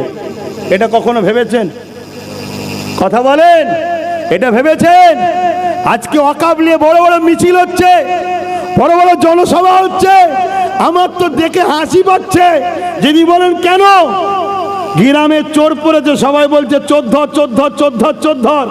চোর ওর মধ্যে ঢুকে যে বলছে চোর ধর, চোর ধর, চোর ধর, চোর ধর। আরে যারা মিছিল করছে, আন্দোলন করছে, তারাও তো অলরেডি ঝেড়ে বসে আছে। এ কথা বুঝছেন না, বোঝেন না? আমাদের কপালটাই কেমন দেখুন, আমাদের ভুলের জন্যে, আমাদের ভুলের জন্যে যেখানে বিল হচ্ছে ওখানে ওয়াকফের হয়ে চিল্লাবার আমাদের কেউ নেই। যদি গুটাকুড়ি থাকতো, যখন সংবিধান বিরোধী কথা হবে চেয়ারটা ছুড়ে তো মারতো। 1947-এ পার্লামেন্ট তৈরি, একটা আইন তৈরি হয়েছে, একটা অ্যাক্ট তৈরি হয়েছে, কি দেশ স্বাধীন হয়ে গেছে, যেটা মন্দির মন্দির থাকবে, যেটা গির্জা গির্জা থাকবে, যেটা গুরুদুয়ার গুরুদুয়ার থাকবে, যেটা মসজিদ মসজিদ থাকবে। এলিয়ার কোনো বিভাজন, এলিয়ার কোনো ছেড়খানি করা যাবে না, একটা আইন তৈরি হয়েছে। তো হঠাৎ করে তুমি আজকে 2024-এ কেন বলছো মসজিদ মাদ্রাসার তলায় কি আছে খুঁজতে হবে? এটা সংবিধানের পক্ষে না বিরুদ্ধে? জোরে বলেন। তাহলে ওখানে সংবিধান বিরোধী যে করছে তাকে সবকটা দিবার জন্য আমাদের কে আছে? বলুন, কে আছে? কেউ নেই। কেন নেই? আমরা বিক্রি হওয়া খদ্দের। কষ্ট হচ্ছে কথা কি গো? কষ্ট হচ্ছে। এখনো সময় আছে। কারো সঙ্গে বন্ধুত্ব করতে চান করুন, আমি বিরোধী করব না, কিন্তু চেয়ারের 4টে পাই তাকে দেবেন না। বল 3টে তুইলে একটা আমার কাছে থাক। আমার বক্তব্য এইটা, 3টে তুইলে একটা আমার কাছে থাক। যদি আপনার পছন্দ কাউকে হয় হোক, দেন তাকে, আমি বারণ করছি না, কিন্তু আমার একটা কথা সব দিয়ে ফেলবেন না আল্লাহর হস্তে। কেন? আজকে যে তোমার দরদি শাস্তে, কালকে যদি এও হাত তুলে চলে যায়, তুমি দিশেহারা হয়ে যাবে। আর একটা পায়া যদি তোমাদের হাতে থাকে, সে ফুরফুরাওয়ালা হোক, বেরেলিওয়ালা হোক, দেওবন্দিওয়ালা হোক, তবলিগ জামাত হোক, ওটা ধর্মের জায়গা ধর্ম। কথা ধর, ইসলাম সবার মাসলা যার যার, কথা বুঝে আসছে। কিন্তু সবাই মিলে যদি আমাদের কাছে একটা পায়া থাকে নিজেদের, যেই পালাতে যাবে উনি বলো পা খুলে নেবো, 3টে চেয়ারে তো বসা যাবে না, 3টে পায়ে হোঁচট খেয়ে পড়ে যাবে। কথা বুঝছেন না, বোঝেন না? এইটুকু মাথায় ঢুকাও, না আগামী দিন বড় ভয়ানক আসছে। ছেলেগুলোকে বাঁচাও, ছেলেগুলোর জন্য করো, ছেলেগুলোর জন্য করো, এদেরকে বানে ভেসে দিওনি। এমন একটা দিন আসছে এরা আফসোস করে বলবে ইসলামের ঘরে, মুসলমানের ঘরে জন্ম লিয়াটাই যেন আমাদের অপরাধ হয়ে গেল। এর জন্য আমরা দোষী, আমরা দোষী। তো ভাইয়ের আমার, ওয়াকফ কেন বিল করতে চাইছে এই বিষয়টা একটু ছোট্ট করে বলবো। যে সবাই তো ফ্রিতে খাচ্ছিল, এর হঠাৎ করে বিল করার শখ গেল কেন? বলবো কি গো? বলবো। কারা কারা শুনতে চান হাত তুলে দেখান। মারহাবা, হাত নাবান। অসুবিধে হচ্ছে না তো? এ আল্লাহ, সময় তো কম, তারপরে একটু বলে যায় নাকি কেন বিল করতে চাইছে, কেন বিল করতে চাইছে একটু জানা দরকার। কিন্তু তার আগে একটা কাজ করে লি, তার আগে একটা কাজ করে লি। কি কাজ? আমার হুজুরকে একটু সালামটা দিয়ে লি। কি গো, দেবেন না? সালাম দিবার হুকুম কোরআনে আছে না? নাই? সল্লু, দরুদ পড়ো, সাল্লিমু, সালাম দাও। দিতে হবে না? হবে না? জোরে বলেন। এবারে কথা হলো দাঁড়িয়ে না বসে, এই হচ্ছে কথা, তাই তো নাকি? যার বসে মনে হবে বসে দেবে, যার দাঁড়িয়ে মনে হবে দাঁড়িয়ে দেবে। যে বসে দেবে তার কোমরে লাথিও মারবো না, যে দাঁড়াবে তাকে ধরে টানবেন না। কথা মিটে গেল। কথা মাথায় ঢুকছে না? যদি বলেন কোরআন হাদিসের কোথায় আছে দাঁড়ানো, এইটাই তো ফেতনা শুরু করে দিলেন। হ্যাঁ, এটা কি মশলা নাকি? এটা তো প্রেম ও আদব। প্রেম আদব যদি ফতোয়া খুঁজতে চান, তাহলে সাহাবা হুজুরদের জিজ্ঞেস করুন। নবী যখন থুতু ফেলতে যেত, সাহাবা হুজুরের হাতে নিয়ে মুখে বুকে মাখতো। সাহাবাদের জিজ্ঞেস করুন কোথায় পেয়েছেন, আপনারা করছেন? নবী যখন উজু করতেন সাহাবা হুজুররা কুল্লির পানি লিবা, বুখারীর হাদিস বলছি, লিবার জন্য হুড়োহুড়ি করতেন। কোথায় পেয়েছে? এটা প্রেম আর আদবের ব্যাপার। মশলা ফতোয়া এখানে থাকে, প্রেম আদব এখানে থাকে। এটা ইমানের সাথে সম্পর্ক। জোরে বলুন সুবহানাল্লাহ। আমরা আদবে দিই, প্রেমে দিই, ভালোবাসাই দিই। আপনার ভালোবাসা দিই বসে মনে হয় বসে বসে প্রেম করেন। আমার ভালোবাসা আমার বিবেক বলেছে দাঁড়ান আমি দাঁড়িয়ে দিই। কথা বুঝে আসছে? কিন্তু এর পরেও বলে যায় সাহাবা হুজুররা নবীকে যখন সালাম দিতেন বাবুল আদব কিতাবুল কিয়াম দাঁড়িয়ে দাঁড়িয়ে সালাম দিতেন। জোরে বলুন সুবহানাল্লাহ। নবী পাকের কলিজার টুকরি খাতুনে জান্নাত যখন সালাম দিতেন দাঁড়িয়ে দিতেন। জোরে বলুন সুবহানাল্লাহ। কিন্তু আমি এটা নিয়ে জোর করব না, কেন প্রেমে জোর জবরদস্তি করতে নাই। কথা বুঝে আসছে? তাই কেউ যদি মনে করে যে আমার প্রেম বসে, তো বসে দিক, কিন্তু আমার দাঁড়ানোর বিরোধী করবেন না। বিরোধী করলে আপনি গুস্তাগে রসুলের ক্যাটাগরিতে পড়ে যাবেন। আপনার দিলে বুকসে রসুল আছে মনে হবে, আর যার দিলে বুকসে রসুল আছে সে মালাউন বেঈমান কাফের হয়ে যাবে। কথা মাথায় ঢুকলো? আসেন, এলে ঝগড়া করবেন না। ইয়া নবী সালাম ইয়া রাসূল।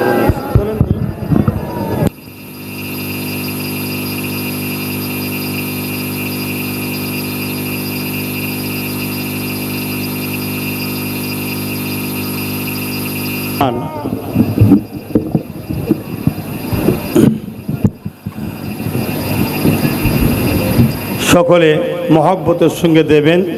কেন দাঁড়িয়ে দিই আর একটা কথা শুনুন। আচ্ছা বলুন তো, আমার নবী পাক সাল্লাল্লাহু আলাইহি সাল্লাম সালাম দেবো, তিনাকে আমরা হুজুরের বিনিময়ে জবাব দেবে। জোরে বলুন সুবহানাল্লাহ। তা আমরা হুজুরের জবাবটাকে বসে কি করে নিই? এজন্য একটু আদবের সাথে দাঁড়িয়ে নেবো, ঠিক না? ঠিক গো। হ্যাঁ, এ নিয়ে নিজেদের মধ্যে দলাদলি করবেন না। কেন আজকে দুনিয়ায় কি হচ্ছে দেখুন, কি হচ্ছে দেখুন।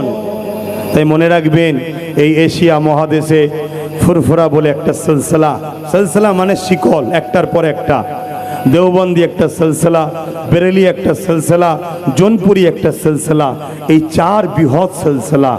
আমাদের মধ্যে যদি মিল মহব্বত না থাকে আমরা নিজেদের ক্ষতি কিন্তু নিজেরাই ডেকে আনবো। আমি বলবো যার পীর, যার মুর্শিদ, যার আমির, যার হজরত তার কাছে থাকবে যাক। কথা বুঝে আসছে? আমাদের সবার মূল হলো আল্লাহ ও রসুল, কোরআন ও সুন্নাহ। কথা বুঝে আসছে? তাই সেই দিকে খেয়াল করে অতএব যে যে স্কুলে যাচ্ছেন যান, আপনি আপনার পীরের কাছে যান, আপনার আমিরের কাছে, আপনার হজরতের কাছে, আমি আমার দাদা হুজুরের কাছে যাব। কথা বুঝে আসছে? কিন্তু বর্তমান যে পরিস্থিতি, এখানে মনে রাখবেন সাম্বাল মসজিদ আল্লাহর ঘর, খাজা গরিবে নওয়াজ, ফুরফুরাওয়ালা, দেওবন্দিওয়ালা, বেরেলিওয়ালা, তবলিগ জামাত সবার তো ইমাম নাকি? সবাই তো মানেন খাজা হুজুরকে। আজকে খাজা হুজুর না হলে হিন্দুস্তানের মানুষ ইসলাম পেত না। আজকে তিনার উপরে অ্যাটাক করতে চলেছে। আমি জানি আমার খাজা একাই যথেষ্ট। জোরে বলুন সুবহানাল্লাহ। আরো জোরে বলবেন না? আরো উচ্চ আওয়াজে বলবেন না? কিন্তু আমি ওই যে সিদ্দিক আকবর হুজুরের মতো বলবো যে আমরা ভালোবাসি বলি, একটা ইজহার দেখাবার দরকার আছে না নাই? কি দরকার আছে না নাই? তা কোনোদিন যদি প্রয়োজন হয়, আর বাংলা থেকে এই ছোট্ট ভাইটা বা বাবাজিটা যদি ডাক দিই চলো আজমির যাব, যদি প্রয়োজন হয় ইনশাল্লাহ আমার গরিবে নওয়াজি যথেষ্ট। যদি ইজহার করার দরকার হয় চলো আজমির যাব, আপনারা যেতে প্রস্তুত সত্যি তো নাকি? কারা প্রস্তুত আছে হাত তুলে দেখান। মারহাবা। আরো জোরে হাত তুলুন লম্বা করে। আল্লাহ এ হাতগুলোকে সাক্ষী হিসাবে আপনি হাত তুলে রাখেন। আল্লাহ আপনার কাছে সাক্ষী দিচ্ছি আপনার মাহবুবের জন্য আমরা তৈরি আছি। জোরে বলুন সুবহানাল্লাহ। আপনাবান এবারে আপনি শুনে রেখে দেন কেন হাতটা তুলতে বলেছিলাম। আমি খ্যাপামুম করতে আসিনি, আমি আর কি করতে আপনাদের কাছে আসিনি। হ্যাঁ, হযরত ইব্রাহিম আলাইহিস সালামকে নমরুদ আগুনে ফেলেছে, জানেন তো নাকি? আগুনের তো ক্ষমতা নেই পুরাতে পারে নাকি? হ্যাঁ ক্ষমতা আছে। আল্লাহর হুকুম ছাড়া আগুন কখনো পুরাতে পারবে না। হ্যাঁ ক্ষমতা আল্লাহর, ক্ষমতা আল্লাহর। এই যে আমি হাত লাড়াচ্ছি এটা আমার ক্ষমতা নয়, মূল মালিক আল্লাহ আমাকে ব্যবহার করতে দিয়েছে। যখন রু বেরিয়ে যাবে হাত তো দূরের কথা, গাল হাঁ করলে যদি না মুড়ে দেয় হাঁ হয়ে রয়ে যাবে। কি ভুল বলছি? হ্যাঁ, সব আল্লাহর। তো ভাইয়ের আমার, কি কথা বলছিলাম? হ্যাঁ, হযরত ইব্রাহিম সাল্লামকে আগুনে ফেলেছে। গিরগিটি চেনেন? গিরগিটি? হ্যাঁ, যদি আর একটু খোলাসা বলি, বর্তমান কিছু নেতার দিকে তাকাবেন, বুঝতে পারবেন গিরগিটি কি জিনিস। এরা যে কখন কোন দলে থাকছে চেনা মুশকিল। কখনো এখানে, কখনো ওখানে, কখনো এখানে, কখনো ওখানে। এই কথা কি কষ্ট লাগলো নাকি? এটা দেখলে বুঝতে পারবেন যে গিরগিটি কি জিনিস। তো এই ধরনের জিনিস হলো গিরগিটি। সে মুখে করে, সে কেমন করে ফু দিচ্ছে, ইব্রাহিম খলিল হুজুরের আগুনে ফু দিচ্ছে, যাতে করে আগুনটা আরো জোরে ধরে। আচ্ছা বলুন, গিরগিটির ফুঁয়েতে কি আগুন জোর হবে? কিন্তু তার ইরাদা কি? আমি ইব্রাহিমকে আগুনের পুড়াবো, তাই তো নাকি? অর্থাৎ নমরুদের দিকে প্রমাণ দিল। খুব ভালো করে শোনেন। আর আজনাই চেনেন? আজনাই? হ্যাঁ, সে কি করেছে? চোঁচে করে পানি নিয়ে এসছে, ইব্রাহিম নবীর আগুনে দিচ্ছে, যে পানিটা দিয়ে আগুনটা বন্ধ করা যায়। আচ্ছা বলুন, ও চোঁচের পানিতে আগুন কি বন্ধ হয়? কিন্তু সে প্রমাণ দেখাচ্ছে কি, যে আমি ইব্রাহিম নবীর পক্ষে। শরিয়াতের ফাইসাল্লা হয়ে গেল, আজকের দিন পর্যন্ত গিরগিটি দেখলে মারা জায়েজ, আর আজনাইকে মারা হারাম। কেন ভাই? ইব্রাহিম নবীর পক্ষে দাঁড়িয়েছে, এ বিরুদ্ধে দাঁড়িয়েছে। আমাদের হাত তোলাতে আমার খাজা হুজুরের প্রয়োজন নয়, কিন্তু আমরা আল্লাহকে দেখিয়ে দিলাম যে আল্লাহ, আপনার পাগল মাহবুব বান্দা গরিবে নওয়াজের জন্য প্রয়োজন যদি হয়, এখান থেকে আমরাও র্যালি দিয়ে আজমির যেতে প্রস্তুত আছি। এই যে আজকে ইব্রাহিম নবীর পানি দেওয়ার পক্ষে, তাকে মারা যেমন নিষেধ হয়েছে, ইনশাল্লাহ অলির পক্ষে, আল্লাহর মাহবুবের পক্ষে, ইমাম হাসান হোসাইনের আওলাদের পক্ষে, নবীন খানদানের পক্ষে সাপোর্ট করার জন্য এটাই আমাদের নাজাতের ওসিলা যথেষ্ট। জোরে বলুন সুবহানাল্লাহ, আরো জোরে বলুন সুবহানাল্লাহ। এই আল্লাহ পারে না? পারে না? আপনি বলবেন নামাজ নেই, রোজা নেই, হজ নেই, জাকাত নেই, এটাই নাজাতের ওসিলা হয়ে যাবে? হ্যাঁ, এটাই যথেষ্ট, যদি আল্লাহ পছন্দ করে নেয়। আল্লাহ যখনই পছন্দ করবে, অটোমেটিক আপনাকে মক্কা ঘুরিয়ে, তওবাতিল্লাহ করিয়ে, নামাজি, রোজাদার, হাজি উপযুক্ত বানিয়ে নিয়ে যাবে। জোরে বলুন সুবহানাল্লাহ। আর আল্লাহ যদি পছন্দ না করে, জিহাদের ময়দানে এক সাহাবীর প্রশংসা, এক ব্যক্তির প্রশংসা নবীর কাছে করছে, যে হুজুর বিশাল লড়াই করছে, বিশাল লড়াই করছে। আল্লাহ নবী বলছে, কিন্তু ইসলামের ওপরে থেকে মরতে পারবে না, বেঈমান হয়ে মরবে। শত শেষে বেঈমান হয়েই মরল। কি বুঝলেন? তাই নবী আমার দোয়া চাওয়া শিখিয়েছে, আল্লাহ আমাকে ইসলামের ওপরে বাঁচিয়ে রাখুন, আর ইমানের সঙ্গে মরণ দেন। বাঁচার জন্য ইসলাম হলো উত্তম, মরার জন্য ইমান হলো উত্তম। ইমানটা কি?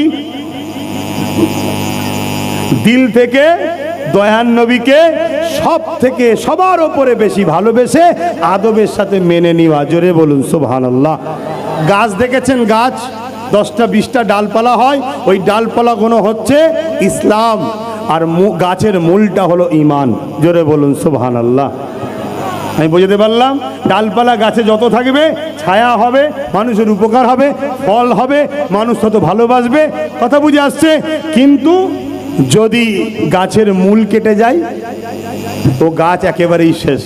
আর যদি ডালপালা শেষও হয়ে যায়, মূল থাকলে আবার গজাবে, আবার ডালপালা হবে, আবার পাতা হবে, আবার ফলমূল হবে। হুজুরের প্রেম ও আদব হৃদয়ে ভরুন। হুজুর বললেন, নামাজ আমার চোখের ঠান্ডা, নামাজ পড়ুন, আল্লাহ আল্লাহ করুন, আল্লাহ সাহায্য আসবে, চিন্তার কোনো কারণ নেই। এখন যে জন্যে দাঁড়িয়েছি, আমরা একটু সালাম দেবো। তাহলে আমরা হাত তুলে ভুল কিছু করিনি তো? হুজুরের দরবারে ডাক এলে যাবো তো নাকি?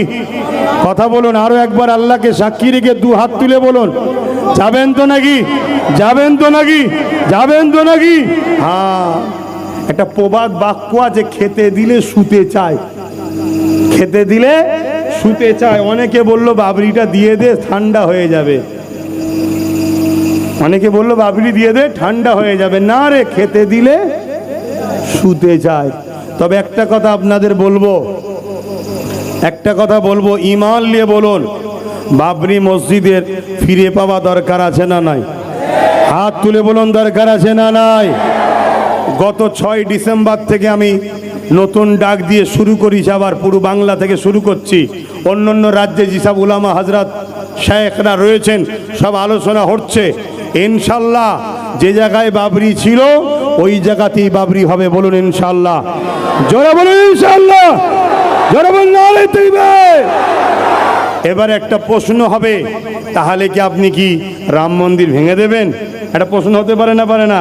এ প্রশ্ন যারা করবে তারা হলো দেশের মধ্যে বিভাজন লাগাতে চাইছে। কেন? বাবরি তৈরি করতে গেলে রাম মন্দির ভাঙতে লাগবে না, কেন রাম মন্দির যে জায়গায় আছে ওটা আলাদা জায়গা। বাবরির জায়গায় রাম মন্দির হয়নি, বাবরির জায়গা এখনো বাবরি আছে। জোরে বলুন সুবহানাল্লাহ, আরো জোরে বলুন সুবহানাল্লাহ। এ তো বড় চক্রান্ত করে আমার ভারতবাসী এক শ্রেণীর ভাইদের ঘরে ভোট লিবার জন্য বোকা বানিয়েছে। এ তো বোকা বানিয়েছে। ও জায়গায় এখনো বাবরির জায়গা ফাঁকা আছে, অনেক দূরে, অনেক দূরে। সেখানে আমার ভাইদের রাম মন্দির করেছে। তাদের ভালোবাসা, তাদের বিশ্বাস, তাদের মন্দির, তাদের আস্থা তাদের কাছে, তার বিরুদ্ধে আমরা নয়। এ কথা ঠিক না বেঠিক? কেন দেশটা সবার, দেশটা সবার, এবং আমরা সবাই সৃষ্টিকর্তা সৃষ্টি। কে কি খাবে, কে কি করবে, জবাব সৃষ্টিকর্তা নেবে, আমরা জবাব লিবার কে? হ্যাঁ, আমরা দাওয়াত প্রচার করব লা ইলাহা ইল্লাল্লাহু মুহাম্মাদুর রাসূলুল্লাহ, প্রচার করব নেই কোনো ইলাহা এক আল্লাহ ছাড়া, আর মুহাম্মদ রাসূল আল্লাহর আখেরি মেসেঞ্জার, আখেরি প্রফেট, আখেরি রাসূল। যার ইচ্ছা যাবে মানবে, যার ইচ্ছা যাবে মানবে না। ইসলাম জোর করার নাম নয়। যেমন চারিদিকে জোর করে মুরব্বির দাড়ি ধরে দাড়ি কাটছে, চর মারছে, বলছে স্লোগান দে, স্লোগান দে। আমি আপনাদের বলে দিই, কোনোদিন যদি এমন পরীক্ষার সম্মুখীন হন যেখানে আপনাকে যদি বলা হয় এই স্লোগানটা দে নাই মেরে ফেলবো তোকে, ইসলাম আপনাকে ছাড় দিয়েছে, জান বাঁচানো ফরজ, আপনি সেই জায়গায় মুখ থেকে বলতে পারেন, এতে ঈমান যাবে না, কিন্তু পরবর্তীতে এসে আপনাকে তওবা করে আল্লাহকে বলবেন, আল্লাহ আপনি তো অন্তরের খবর জানেন, আপনি ছাড়া কোনো রব নাই। জোরে বলুন সুবহানাল্লাহ। কিন্তু যারা প্রকৃত ঈমানের মজবুত তারা আবার জান দেওয়া পছন্দ করে। এই সুযোগ কেন হাতছাড়া করব? কেন আল্লাহর রাহে জান দিলে পিপিলিকা কামড়ানোর থেকেও কম কষ্ট হয়ে সে ইন্তেকাল করে, এবং জান কবজের আগে জান্নাত সে দেখতে পায়। জোরে বলুন সুবহানাল্লাহ, আরো জোরে বলুন সুবহানাল্লাহ। কিন্তু আল্লাহু আকবার, আল্লাহু আকবার। তো ভাইয়ের আমার, এই জায়গাতে কিন্তু আমি যদি কারো গলায় একটা ছুরি ধরে বলি, বল আল্লাহ ছাড়া কোনো ইলাহা নেই, আল্লাহ ছাড়া কোনো রব নেই, ইসলাম বলছে আমি ইসলাম থেকে বাদ। শুনছেন না শোনেন নে? ইসলাম বলছে আমি ইসলাম থেকে বাদ। তা যারা আজকে এই দেশের মধ্যে সব বিভাজন তৈরি করছে তারা কোন ধর্মের আমি জানি না। কোনো ধর্মের সঙ্গে নিজে থেকে জড়িয়ে আমি কোনো ভালো মানুষকে আঘাত দিতে চাই না, কিন্তু তারা যে ধর্মের সাহারা নিচ্ছে সেই ধর্মগুরুদের উচিত রাস্তায় নেবে তাদের বিরুদ্ধে আন্দোলন করা, মিছিল করা। না হয় মূলত তাদের এই গুন্ডাগিরির জন্য তাদের ধর্মের কিন্তু ক্ষতি হচ্ছে, তাদেরই ধর্মের ক্ষতি হচ্ছে। কেন? ধর্মটাকে গুন্ডার দিকে নিয়ে চলে যাচ্ছে, ধর্মটাকে সন্ত্রাসের দিকে নিয়ে চলে যাচ্ছে। ঠিক না বেঠিক গো? কোন মুসলমান যদি দাবি করে অমুসলিমকে বোম বন্দুক দেখিয়ে কলমা পড়াবার কথা বলে, আমি আপনাকে চ্যালেঞ্জ দিয়ে বলে যাচ্ছি, ইসলাম ওই মুসলমানকে তার ধর্ম থেকে বাদ দিয়ে দিয়েছে, ও মুসলমান নয়। মানে ইসলাম প্রেম শিখায়, ভালোবাসা শিখায়, ভাতৃত্ব শিখায়। তুমি হক কথা বলো, ওর যদি দিল থেকে পছন্দ হয় নেবে। জুলুম ইসলামে হারাম। কথা ক্লিয়ার? আসেন সালাম পড়িয়া নবী সালাম ইয়া রাসূল ইয়া হাবিব সালাম সালাওয়াতুল্লাহ ইয়া নবী নামো পিয়ারা ইয়া রাসূল নামো পিয়ারা আরশ बर हक ने पुकारा सजबे गो बरहा हमारा या नबी सलाम या रसूल ইয়া হাবিব সালাম ইয়া নবী মদিনা হতে সব কিছুই পারেন দেখিতে। কি গো, আমার নবী মদিনা থেকে সব দেখতে পায়? তাহলে আমরা যে বললাম খাজা হুজুরের জন্য যাব, এটা হুজুর দেখতে পেয়েছে? আমাদের বিমান আছে না নাই? হুজুর যেটা ইচ্ছা করবে সেটাই দেখার ক্ষমতা পাই। জোরে বলুন সুবহানাল্লাহ। আচ্ছা, হুজুর দেখতে পায়, আল্লাহও দেখতে পায়, এক হয়ে গেল নাকি? না, এক নয়, এক নয়। হুজুর দেখে, হুজুরকে দেখার ক্ষমতা দেনেওয়ালা আল্লাহ। জোরে বলুন সুবহানাল্লাহ। আর আল্লাহ দেখে, তেনাকে কেউ দেয়নি, তিনি খোদ মালিক। জোরে বলুন সুবহানাল্লাহ। তাহলে এক হলো কি? যেখানে এক হয় না সেখানে শিরকও হয় না। হুজুর অন্তরের খবর জানে না? জানে না। আল্লাহ অন্তরের খবর জানেন না? জানে না। দুটো কি এক? না। হুজুরকে অন্তরের খবর জানার উপযুক্ত পাওয়ার দিয়ে বানিয়েছেন যিনি, তিনি হলেন আল্লাহ। জোরে বলুন সুবহানাল্লাহ। আর আল্লাহ অন্তরের খবর জানে, এটা আল্লাহকে কেউ দেয়নি, আল্লাহ খোদ মালিক। জোরে বলুন সুবহানাল্লাহ। মনে রাখবেন, আমার হুজুরকে আল্লাহ অনেক শানওয়ালা করেছে। এই আকাশের চাঁদ হুজুর ইশারা করেছে, দুটুকরো হয়ে গিয়েছিল। জোরে বলুন সুবহানাল্লাহ। এই সূর্য ডুবে যাচ্ছিল, হুজুর ইশারা করেছে, ফিরে এসছে। এ থেকে প্রমাণ হয় চাঁদও হুজুরের গোলাম, সূর্য হুজুরের গোলাম। জোরে বলুন সুবহানাল্লাহ। আসেন, সেই নবীর উপরে সালাম দিচ্ছি। ইয়া নবী মদিনা হতে সব কিছু পারেন দেখিতে, মুদির লাশ কবরে এ রাখিলে লইবেন আপন করে। নবী সালাম ইয়া রাসূল সালাম ইয়া হাবিব সালামাতুল্লাহ। আল্লাহ আমাদের সালামকে কবুল করে বোন, আল্লাহুম্মা আমিন। আল্লাহ যেন আমাদেরকে নবীর রওজায় দাঁড় করিয়ে সালাম দিবার তৌফিক দেন বোন, আল্লাহুম্মা আমিন। যখন মদিনা শরীফে যাবেন, বাবু সালাম বলে একটা দরজা আছে, ওই দরজাতে ঢুকতে হবে। সবাই দাঁড়িয়ে দাঁড়িয়ে সালাম দেয়। জোরে বলুন সুবহানাল্লাহ। আমি এখন একটা শেষ কথা বলবো। আমার আলোচনা, কথাতে, ভাষাতে, ব্যবহারে আপনারা কেউ কষ্ট পেয়েছেন? কষ্ট পেয়েছেন? আমি একটা কথা বলবো শুধু, হকের পক্ষে, ন্যায়ের পক্ষে, দেশের পক্ষে, ওয়াকাফের পক্ষে, মসজিদের পক্ষে, মাদ্রাসার পক্ষে, গরিব অমুসলিমদের পক্ষেও আমাদেরকে সংগ্রাম করতে হবে না? হবে না? জোরবন করতে হবে না? হবে না? এই কাজে আমি লড়াই করছি, আপনারা কি আমার পাশে দাঁড়াতে রাজি আছেন? আল্লাহকে সাক্ষী রেখে বলুন। জোর করছি না আমি, হাত তুলে বলুন সত্যি তো? হাত নাবান। তাহলে আমি প্রত্যেকটা বাংলার বিভিন্ন জায়গায় ঘুরে ঘুরে এই ওয়াকাফ নিয়ে মানুষকে সচেতন করছি, এবং ওবিসি সংরক্ষণ নিয়ে সচেতন করছি, এবং মাদ্রাসা শিক্ষা ধ্বংসের বুকে।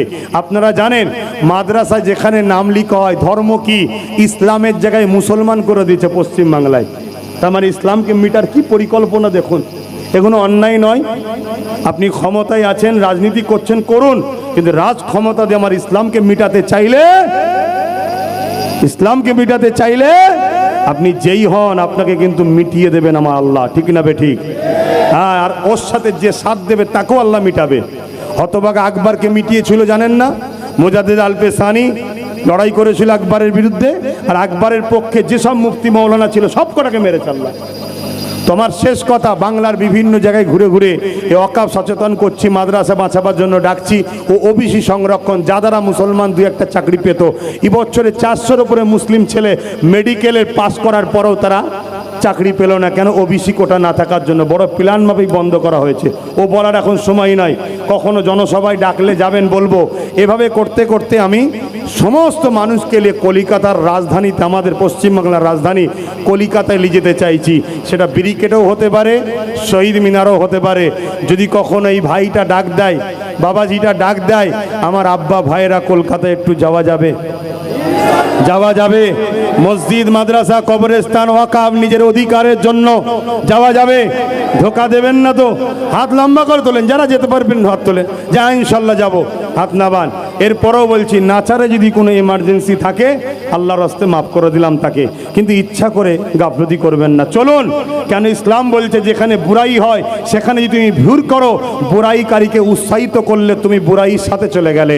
যেখানে ন্যায়ের পক্ষে কথা বলা হবে সেখানে যদি তুমি ভিড় করো, নাই বললে ওলাকে উৎসাহিত করলে। আজকে আমি কলিকাতায় ডাক দিলাম, 20-30 লাখ লোক হলো, তাহলে বলুন এটা আমাদের জন্য কল্যাণ আনবে না ক্ষতি আনবে? এবং আমার জন্য লড়াইয়ের আরো উৎসাহী বাড়বে না কমবে? তাই আগামী দিন আপনারা খবর পাবেন, আমার এই বাপের দ্বারা খবর দেবো ইনশাল্লাহ, এই হাজি সাহেবের দ্বারা খবর দেবো। আর আমার তো আর একজন এলো না, সে কোথায় গেল? ওর নাম কি জানো? জাকির ভাই তো এলো না। তো যাই হোক, এসেছে জাকির ভাই, হ্যাঁ কোথায় কি জানি, যাই হোক। দেখ, আমার এই ভাইয়ের দ্বারা খবর পাবেন, কিন্তু এই ডাক থাকবে কোনো রাজনীতির ব্যানার নয় ভাই।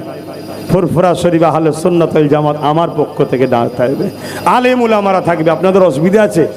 এই আলেম উলামা থাকলে অ্যালার্জি হয় না, তারা থাকবে। কোনো রাজনীতির নেতা কিন্তু আমি রাখবো না, আগে থেকে বলে দিচ্ছি। কি বলছেন আপনারা, রাজি তো?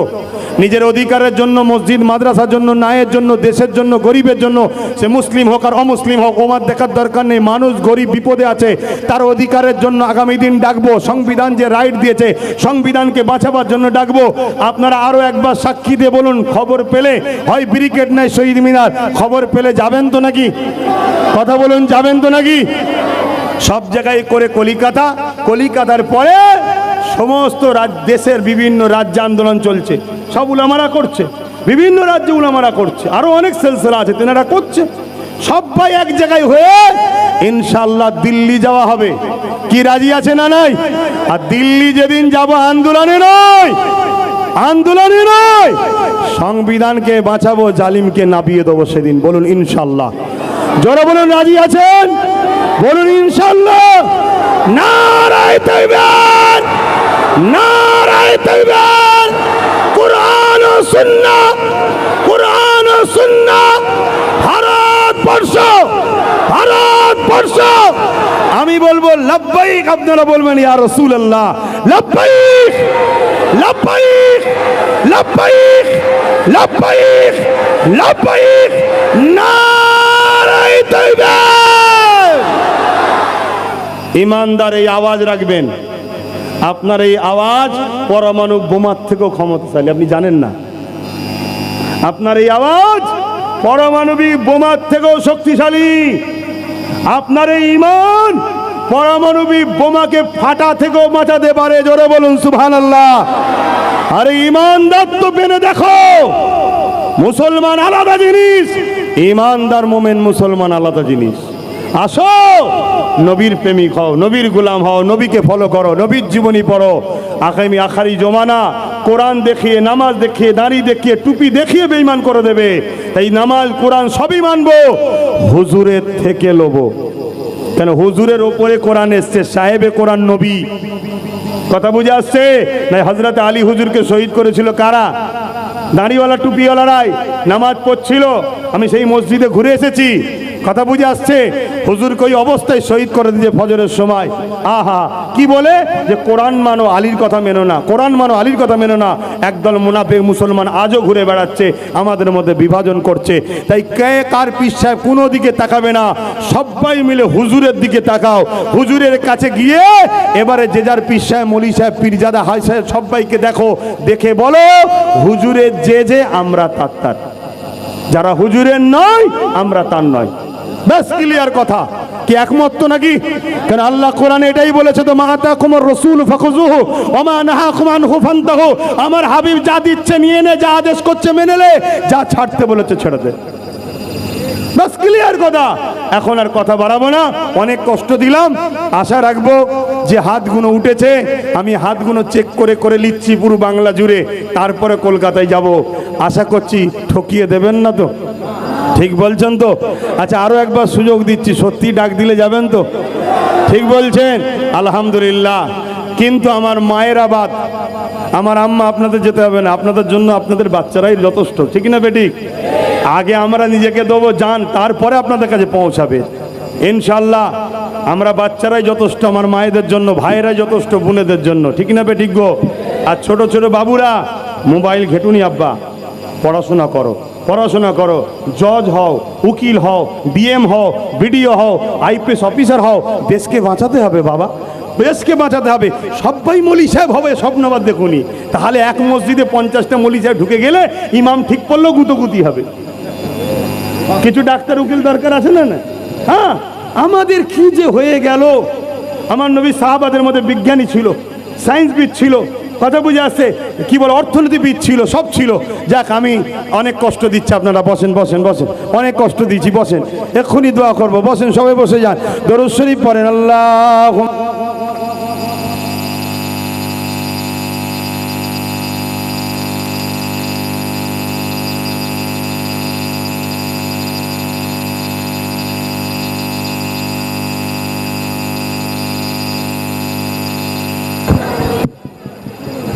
বাপজান আমার, ভাইজান আমার, সংক্ষেপ করছি, আল্লাহর কাছে দোয়া চাইব। তার আগে আল্লাহ বিসমিল্লাহ শরীফের সঙ্গে 11 বার দরুদ শরীফ, 3 বার সূরা ফাতিহা, 10 বার সূরা ইখলাস শরীফ তেলাওয়াত করুন, দোয়া চাওয়া হবে।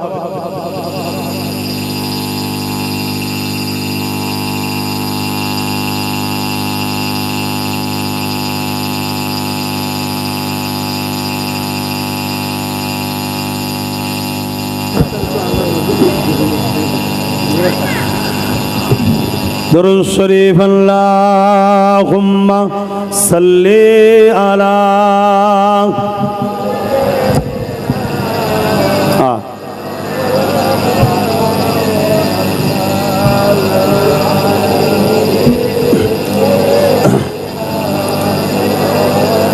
আমার আম্মা বোনেদের পক্ষ থেকে একটা কথা এসেছে, হাজী সাহেব বলছে যে হুজুরের একটা জীবনী কমসে কম আমাদের কার একটা শোনাক। আপনারা কি বলছেন, হুজুরের আর একটা জীবনী শোনাবো? তো ওই জীবনীটাই শোনাই যেটা চাঁদ দুটুকরো করেছিল হুজুর, জোরে বলুন সুবহানাল্লাহ। আরে কাকে লিডার মানো, কাকে নেতা মানো, কার পিছনে ছোট, কাকে ফলো করো, কাকে মডেল বানাচ্ছ, যারার ইশারায় নিজের ছেলেটাও চেঞ্জ হচ্ছে না, আর আমার হুজুরের ইশারায় চাঁদ দুটুকরো হচ্ছে, জোরে বলুন সুবহানাল্লাহ, আরো জোরে বলুন সুবহানাল্লাহ। আহা, ওইটুকু শুধু বলি, এটা কখন ঘটেছিল, কি ব্যাপার একটু বলে দিই, দিয়ে আমি দোয়া করব। আরো একবার দরুদ শরীফ আল্লাহুম্মা সাল্লি আলা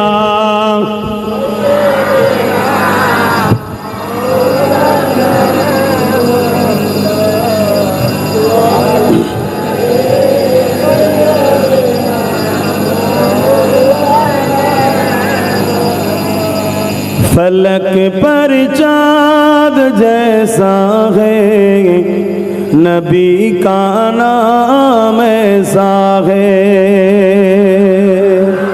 জোরে বলুন না সুবহানাল্লাহ। আমরা নবীর উম্মত, তো তাহলে আমার নবীর শান মর্যাদা আমরা খুশি না বেজার?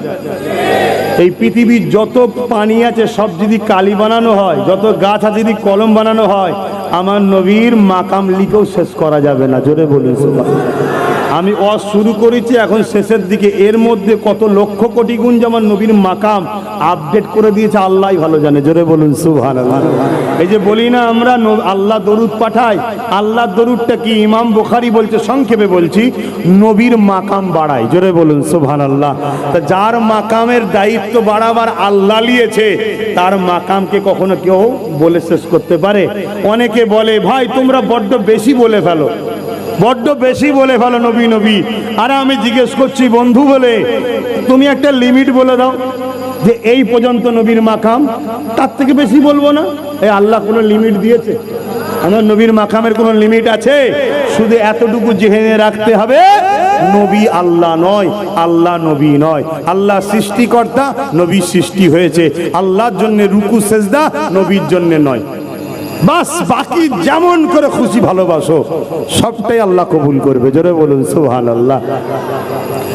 फलक पर चाँद जैसा है नबी का नाम ऐसा है दिलों से गम मिटाता है मोहम्मद नाम ऐसा है।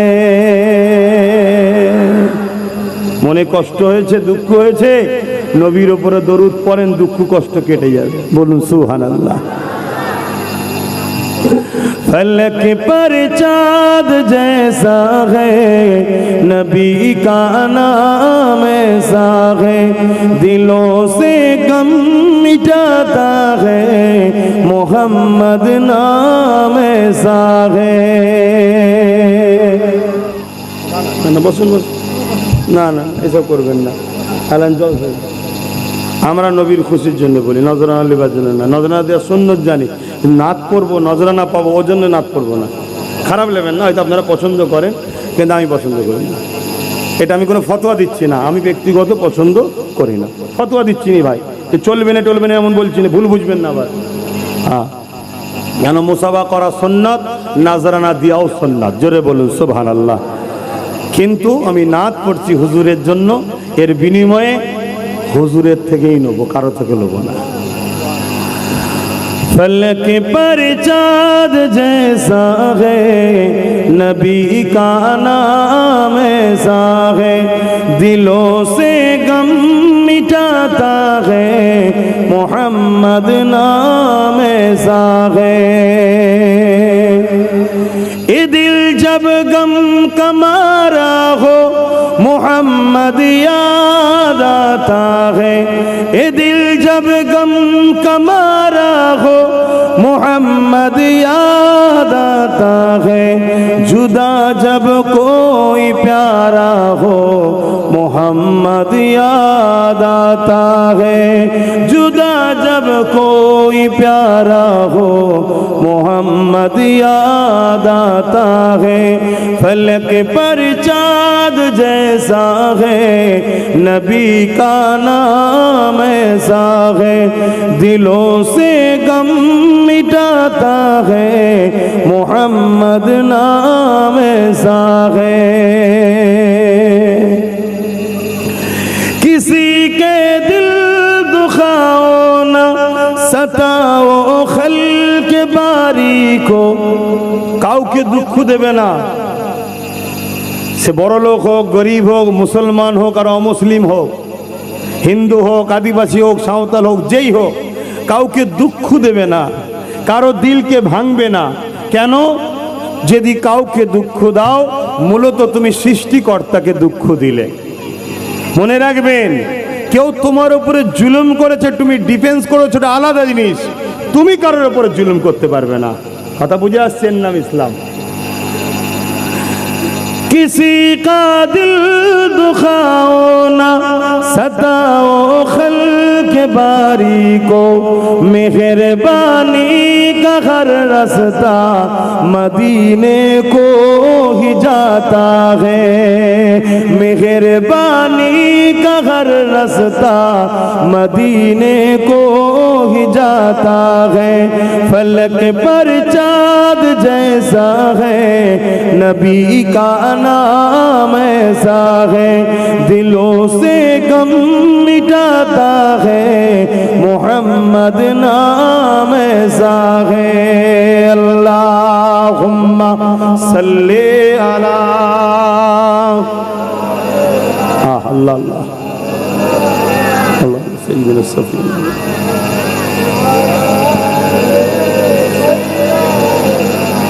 আমার আব্বাজান ভাইরা, আম্মারা, বোনেরা, সময় তো বড় সংক্ষেপ, নামাজ পড়তে হবে না। নামাজের জন্য আমি ছোট করছি, তবে এতটুকু বলে যায়, আবু জেহেল অনেক দিক দিয়ে আমার নবীকে হারাবার চেষ্টা করেছে, পারেনি। কুয়া করেছে, নিজে পড়েছে, সব জানেন আপনারা। একদিন আবু জেহেল খবর পেল ইয়ামিনে একজন জাদুকর আছে, হাবিব নাম, হাবিব ইয়ামানি, তাকে দাওয়াত করে এনেছে আমার নবীর মোকাবেলায় লাগাবে। যেমন ফেরাউন দাওয়াত করেছিল 70,000 জাদুকরকে মুসা নবীর মোকাবেলায় লাগাবার, সবই আপনারা জানেন। তা হাবিব ইয়ামানি ছিল তৎকালীন সময় পৃথিবীর বিখ্যাত জাদুকর। তাহলে আবু জেহেল তাকে হায়ার করেছে, ভাড়া করে নিয়ে এসছে মোহাম্মদ রসুলকে অপদস্থ অপমান করার জন্য। আর আমার নবী আবু কুবাইস পাহাড়ের ধারে ঘুরছিল। আবু জেহেল এই হাবিব ইয়ামানি ও দোলবল নিয়ে আমার রসুলুল্লাহর কাছে গেল। কেন আবু জেহেল জানে আজকে মোহাম্মদ নিশ্চিন্তে হারবে, কেন যেমন মূর্খ জাহেলদের পিতা, তার চিন্তাধারাটাও মূর্খের মতো। আরে নবীর উপরে কখনো কেউ উঠতে পারে? তো যাক, অনেক বড় কথা। হাবিব ইয়ামানি গিয়ে আমার নবীকে বলছে, মোহাম্মদ সাল্লাল্লাহু আলাইহি ওয়াসাল্লাম আপনি শুনলাম নাকি, সে সাল্লাল্লাহু আলাইহি ওয়াসাল্লাম বলে না, আমি বলছি, শুনলাম নাকি নবী দাবি করেছেন। আল্লাহ নবী বললেন, লা ইলাহা ইল্লাল্লাহ আনা মুহাম্মদ রাসূলুল্লাহ, নেই কোনো ইলাহা এক আল্লাহ ছাড়া, আর আমি মুহাম্মদ আল্লাহর প্রেরিত রাসূল। হ্যাঁ, এটা বলেছি। হাবিব ইয়ামানি তখন বলল, তাহলে আসমানে কিছু করে দেখাও। কেন হাবিব ইয়ামানি জানতো জাদু জমিনে হয়, আসমানে হয় না। জাদু জমিনে হয়, আসমানে হয় না। তামার নবী পাক সাল্লাল্লাহু আলাইহি ওয়াসাল্লাম ওই আবু কুবাইস পাহাড়ে, রাত তখন হয়েছে, পূর্ণিমা চাঁদ উঠেছে। আল্লাহ নবী আসমানের দিকে তাকিয়ে বলল, এ হাবিব ইয়ামানি, এই চাঁদটা দুটুকরো করে দেবো? বললেন না সুবহানাল্লাহ? জোরে বলবেন না?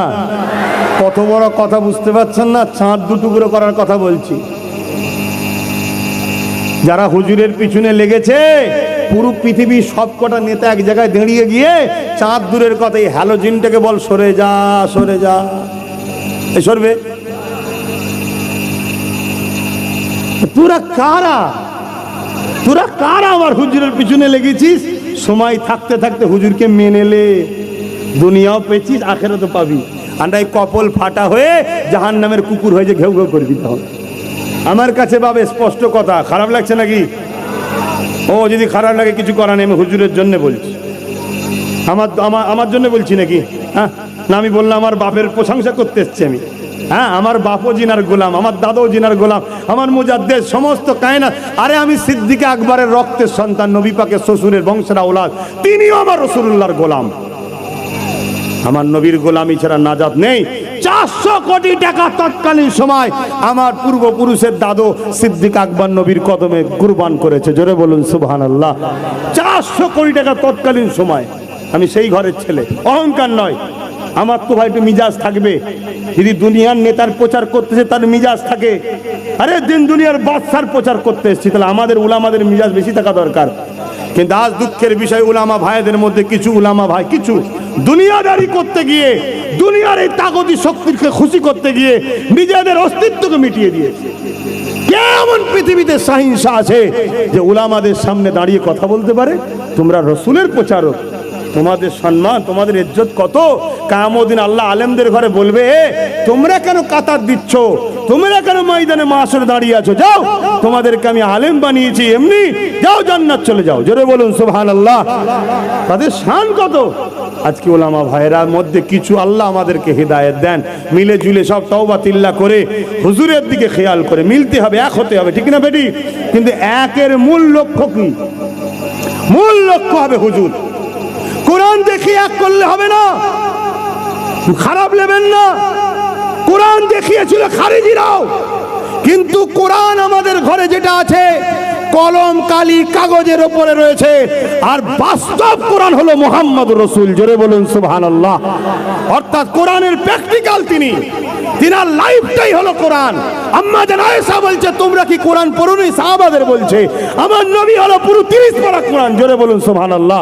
তিনি যা করেছে কোরআন করেছে, কোরআন অনুযায়ী করেছে। অতএব এক হতে হবে, হুজুরের জন্য হতে হবে। মাদ্রাসা বাঁচাতে হবে, কিন্তু নবীকে যারা মোরা ভাবে তাদের সঙ্গে নয়। কথা বুঝে আসছে না? নয়, মসজিদ বাঁচাতে হবে, যারা আমার আল্লাহর খুব ধরে ভুল ধরে তাদের সঙ্গে নয়। এই হচ্ছে আমার কথা। সংখ্যা কম হোক, 313 জনই বদরে যথেষ্ট ছিল, এক মঈনুদ্দিনই যথেষ্ট ছিল। এমন করে সালাউদ্দিন আইবি 12,000 4 লক্ষের মোকাবেলায় যথেষ্ট ছিল। নবীর হও, নবীর হও, নবীর হও, নবীর হও, বারবার বলে যায়। কিচ্ছু করতে হবে না, নবীর হয়ে যাও, আল্লাহ তোমাকে রাস্তা দেখিয়ে দেবে, তোমাকে আল্লাহ রাস্তা দেখিয়ে দেবে। কেন? আল্লাহ নবীকে ভালোবাসে। কথা শেষ, ক্লিয়ার। তো ভাই আমার নবী পাক সাল্লাল্লাহু আলাইহি সাল্লামকে ওই জাদুকর জিজ্ঞেস করছে আকাশে কিছু দেখাও। আল্লাহর নবী বলছে, এ হাবিবি আমানি, চাঁদটা দুটুকরো করে দেবো? জোরে বলুন সুবহানাল্লাহ। তার মুখে আর কথা নেই। কি করে কথা হবে? চাঁদ দুটুকরো মানে যে সৃষ্টিকর্তা সৃষ্টি, তার কখনো রদবদল সৃষ্টিকর্তা ছাড়া অন্য কেউ করতে পারে? কিন্তু সৃষ্টিকর্তা তো তার বন্ধুকে পাওয়ার দিয়েছে। জোরে বলুন সুবহানাল্লাহ। হাবিব উংলিটা শুধু ইশারা করেন না, দেখবেন আপনার গোলামির প্রমাণ চাঁদ কেমন ভাবে দেয়। আমরা তো শ্রেষ্ঠ মখলুকে চাঁদের কাছে হেরে গেলাম। চাঁদ নিজেকে পুরো দুটুকরো করেছে হুজুরের প্রেমে। জোরে বলুন সুবহানাল্লাহ। কেন? হুজুরের আজমাতের ব্যাপার, হুজুরের শানের ব্যাপার, হুজুরের মাকামের ব্যাপার। চাঁদ নিজের কষ্টকে দেখে নেই, তারও জান আছে। নিজেকে নিজে টুকরো করছে, কেউ কাকে কাটছে আলাদা কথা, নিজেকে নিজে পুরো দুটুকরো করে এক ফালি আবু কুবাইস পাহাড়ের এইদিকে আর এক ফালি ওইদিকে, কিছু সময় নয়, মধ্যরাত পর্যন্ত চাঁদ এভাবে নিজেকে টুকরো করে রেখেছে হুজুরের কুরবানিতে। জোরে বলুন সুবহানাল্লাহ। আরো জোরে বলুন সুবহানাল্লাহ। হাবিবে আমানি তো দেখে অবাক। আবু জেহেল বলছে, দেখলে হাবিবে আমানি মোহাম্মদ কত বড় জাদুকর, নাউজুবিল্লাহ। হাবিবে আমানি আবু জেহেলকে এক ধমক দিয়ে চুপ করো। কেন? আবু জেহেল তো মূর্খ।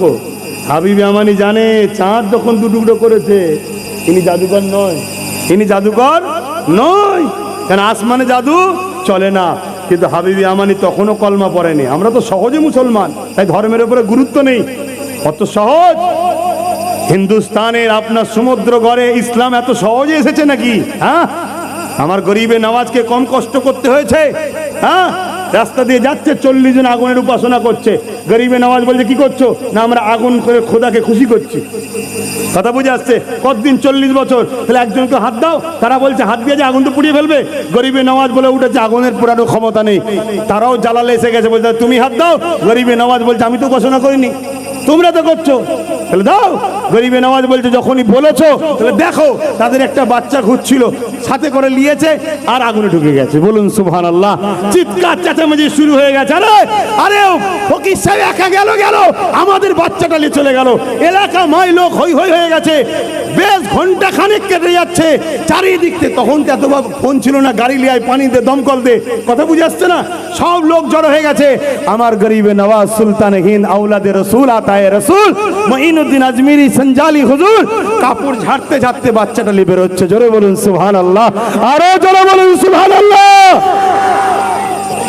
আরে হুজুরের গোলামের যদি এই পাওয়ার হয় তাহলে আমার নবীর পাওয়ার কত? গাছ তোর নাম কি ফলে পড়ে যায়, ফল যদি এই হয় তাহলে মূল গাছ হুজুর তিনার পাওয়ার কত?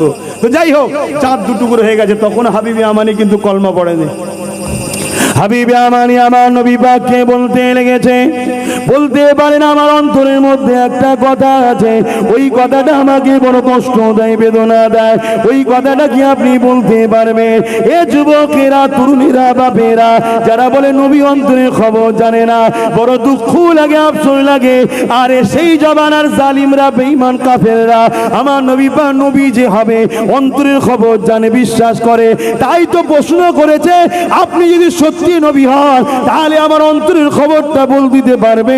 তার মানে নবী যে হবে অন্তরের খবর আল্লাহ তাকে জানার ক্ষমতা দেবে।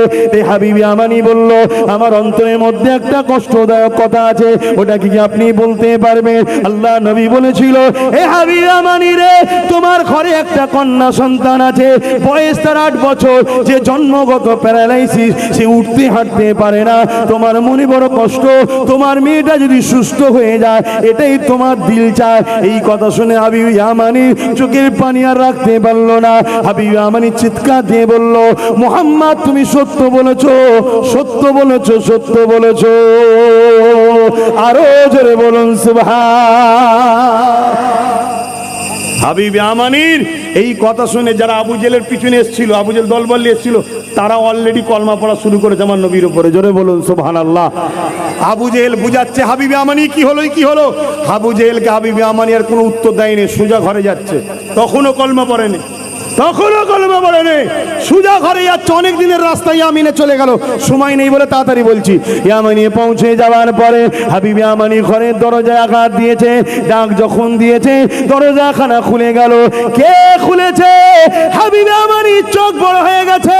যে মেয়েটা আমার ঘরে রয়েছে 8 বছর বয়স, হাঁটতে পারে না, চলতে পারে না, আমার ওই কন্যাটা যে কিনা জন্মগত প্যারালাইসিস, সে হাঁটতে হাঁটতে এসে দরজাখানা খুলে দিয়ে দাঁড়িয়ে রয়েছে। এ যুবকেরা, তরুণেরা, এ নবী পাকের প্রেমিকেরা, আমার নূর নবী, দয়ার নবী, উম্মত তুমি আমি নবী নবী করো, আল্লাহ তোমাকে আমাকে বাঁচিয়ে দেবে।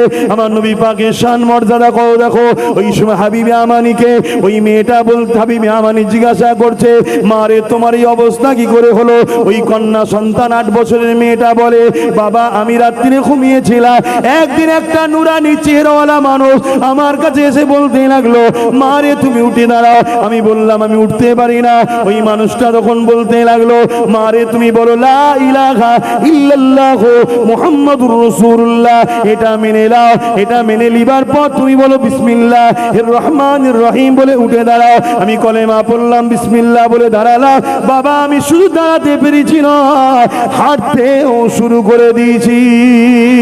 এ যুবকেরা, তরুণেরা, হাবিবে আমানি কাঁদতে লেগেছে, আর হাবিবে আমানির মেয়ে বলতে লেগেছে, বাবা ওই নুরানি মানুষটা আপনার জন্য একটা মেসেজ দিয়ে গেছে।